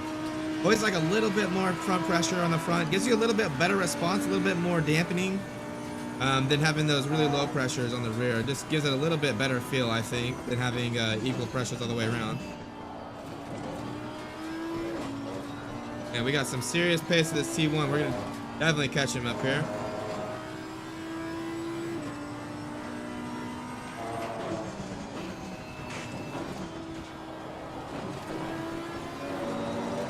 And the car is so hooked up through there now. It's awesome. Car on the right. Clear We got on a the better right. exit there. Gotta be really careful on the curve there. Yeah, of course, man. Been it's a lot of fun hanging out with you guys. I love doing these streams. It's all about me trying to help the community, like teach the community. Like, I think these streams are good because they kind of give you an idea about things that I'm thinking about while I do the setup, right? And I think that's kind of half the battle. Just knowing, like, when I build things, like, you know, what I'm associating it with, like what I'm looking at in terms of the data on RST, things like that.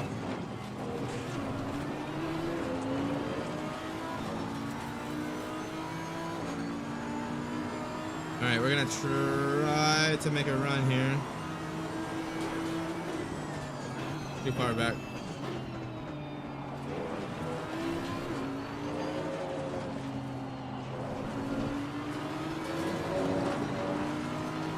Oh, we got a good run here, guys. Let's take the inside into turn one. Oh, he might have longer legs though. Car on the left. Clear on the left. Car on the left. No, let's get into tears. Clear on the left. Oh, there we go. Got it done. I had to break a little bit deeper into the corner than I would have liked. Yeah, get to licking that stamp.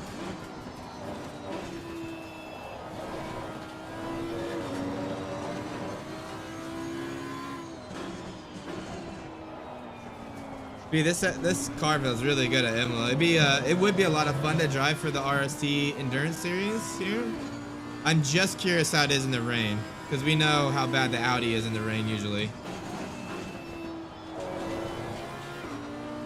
All right, coming up on the GT4 traffic here. Let's see if we can weave our way through here.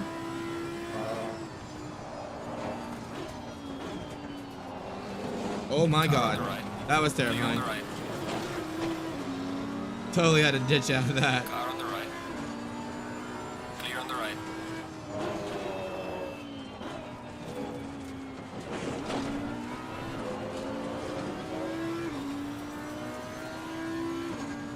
That's the hard thing with the GT4s is the speed difference between GT3 and GT4 is so insane.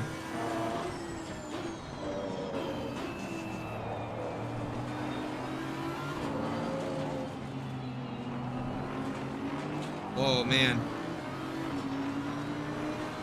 Hope I didn't get damaged for that. Let's see. Oh, I got a second of damage for that? Seriously?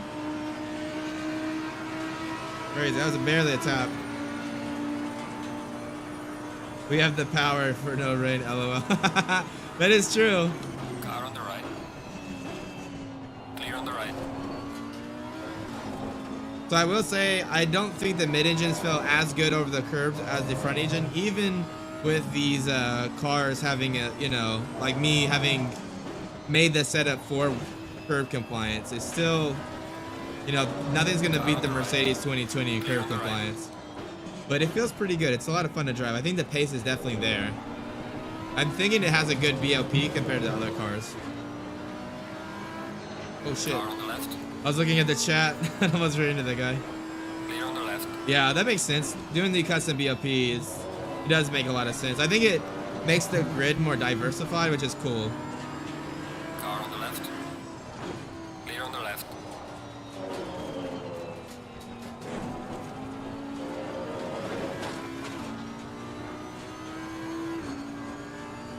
All right, guys, coming up on the final 10 minutes of the race.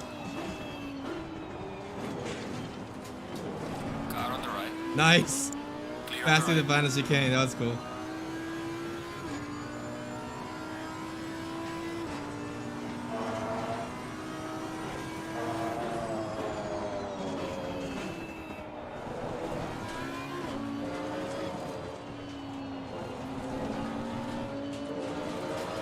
Man, I had to lift again there. That was crazy speed difference. You can just see, like, on the exit, the GT3 just, like, pulls away compared to the GT4s.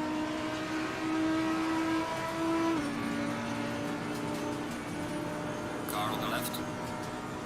Clear on the left.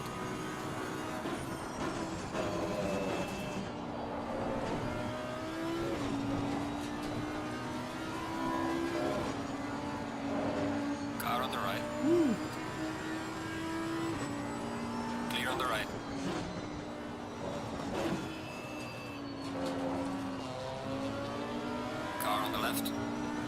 Clear on the left.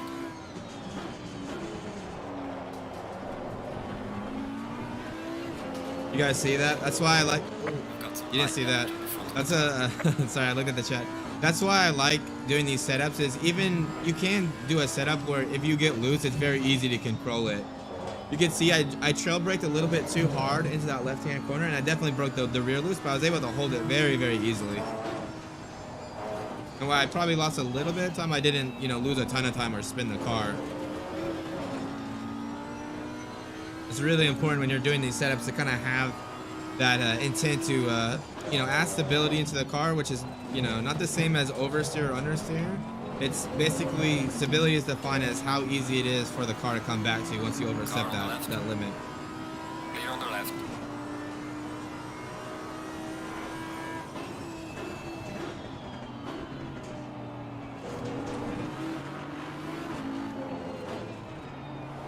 Try to stay on the inside here so we can get a good exit. Car on the right. Clear on the right.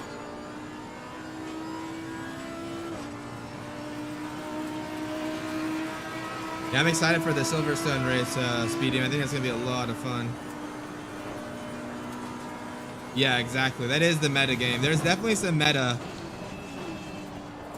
going on with ACC, but that's why it's so important when you're doing setups to think of secondary effects. Most people, they're only aware of the primary effects, right? You know, oversteer, understeer. They're not even thinking about response or stability or things like that. And in real life, those are the main things that we think about. Like, we still worry about getting the mid-quarter bounce right, but that's kind of like the give me, right? Like, that's everyone should be able to get good mid-quarter bounce.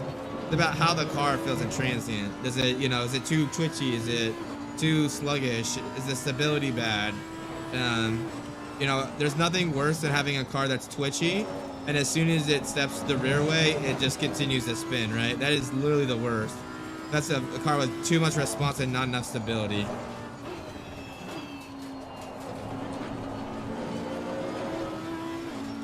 All right, got a nice gap to P2 now. We got a 10-second gap to the guys behind us. They're kind of pulling away here.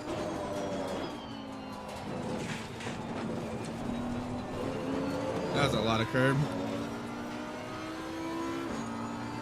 I'm kind of curious what the track entry, the track limits are for the entry to that chicane.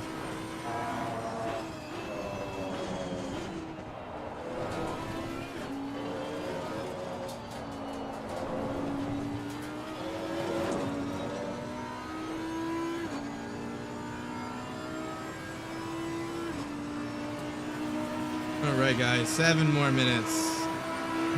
Yeah, a lot of it is just kind of, you know, experience and learning. That's why I get so mad when people, you know, do the setups and just don't tell people how to make adjustments. Like a good setup that, you know, you get from RST, yeah, it is a good setup. It will make you competitive, but it's all about being able to identify where you need to make tweaks to tailor that setup for you as a driver.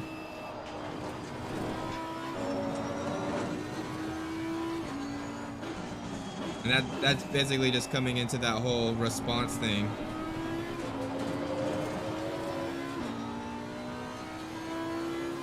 Yep, 100%.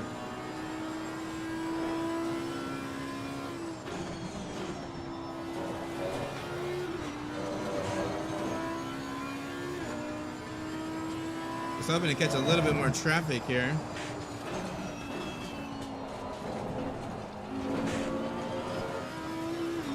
Crazy how much mid-corner speed this car can hold through that right-hander. Absolutely mental.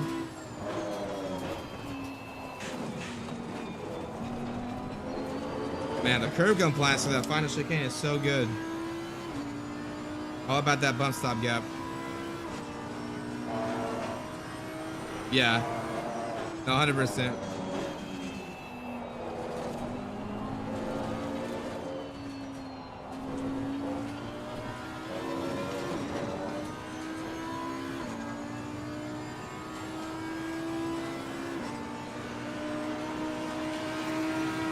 All right, 5 more minutes. Fastest lap of the race. Great job, man. At 42.7 right there, nice. Pretty much open lap course, so it makes sense.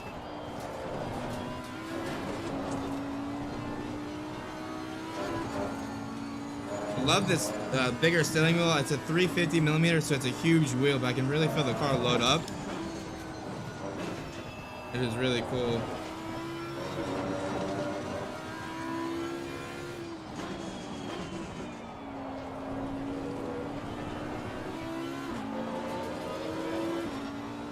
Man, up 410, slow 42. Let's go. I think I'm faster in this car than I was when I did RCI in the Aston, to be fair.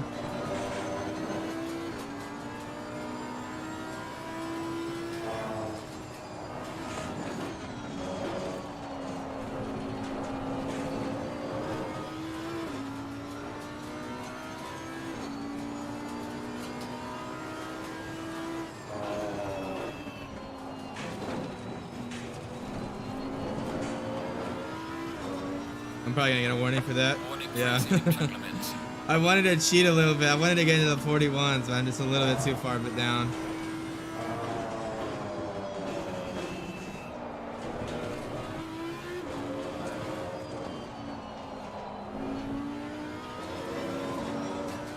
Three tens, I'll take that.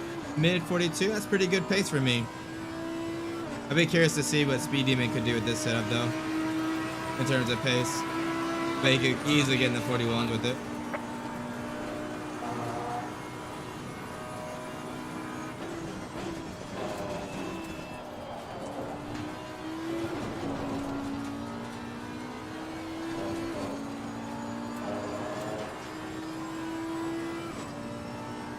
All right, 2 more laps.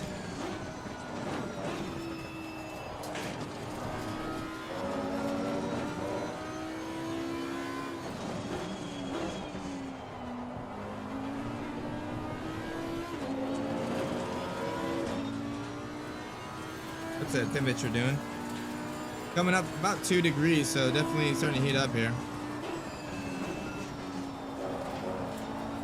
I think we started at what, like 23C when the race first started?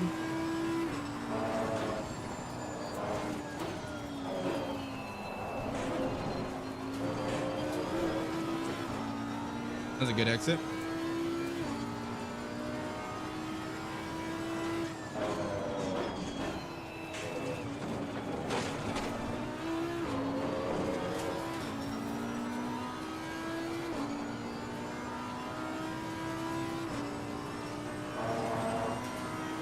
Ooh, I might still have 2 more laps too. Let's see.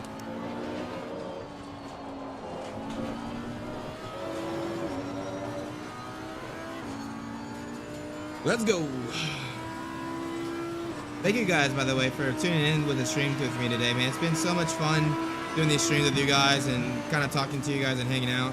I really enjoy it. It makes the tuning process way more fun for me.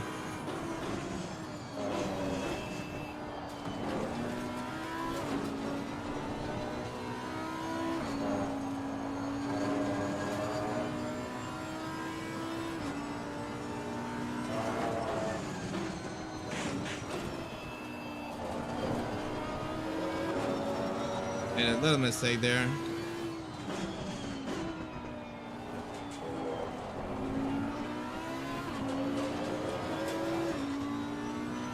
A 20-second gap to P2 though, jeez. That's a huge gap.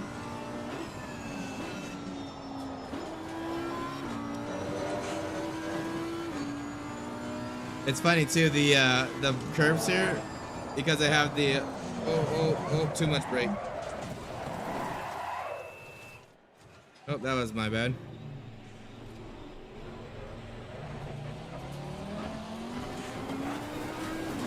Good thing we have a good lead here.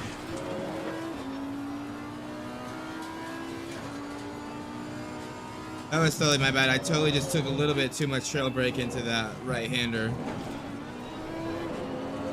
A little bit loose there. Well, the nice thing is now we won't have to go an extra lap, I don't think. Maybe 1 more lap, but a little closer now at least. See what it feels like driving with a car you just spun. See if I can do a decent lap here.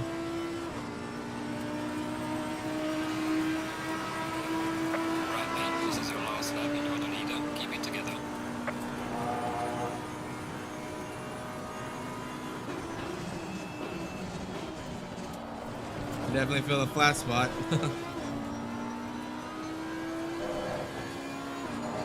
Turn 1-2 isn't too bad though.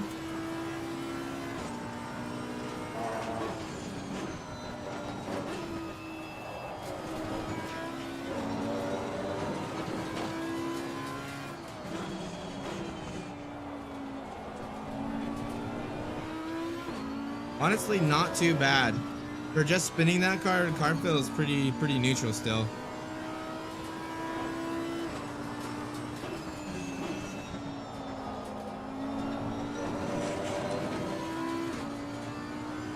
Phil should be able to do mid 42 here.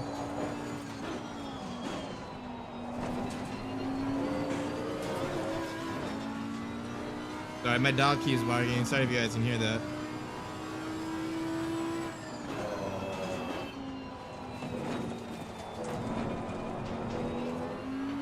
Alright, final lap here, guys. We're gonna be closing it out. Still a 11-second gap to P2, so that's still a pretty sizable lap, so I will definitely take that. But yeah, been a lot of fun.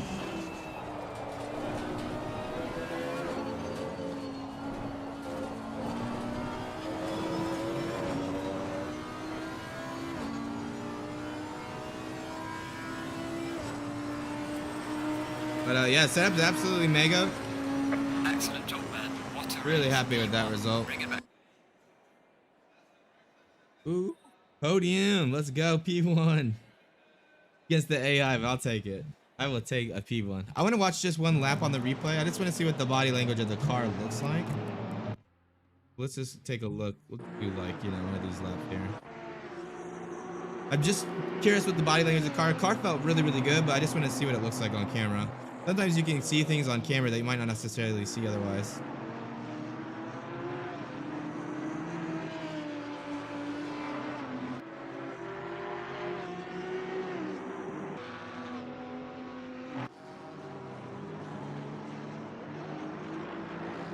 Looks really nice. Even with the curves, it doesn't look over unsettled or anything like that. Oh, this is where I killed that GT4.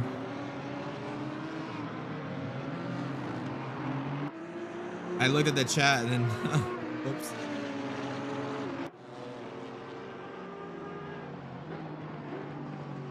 Man, this game looks good. Every time I look at the replay, I'm just like so amazed by how good the game looks. Little contact there.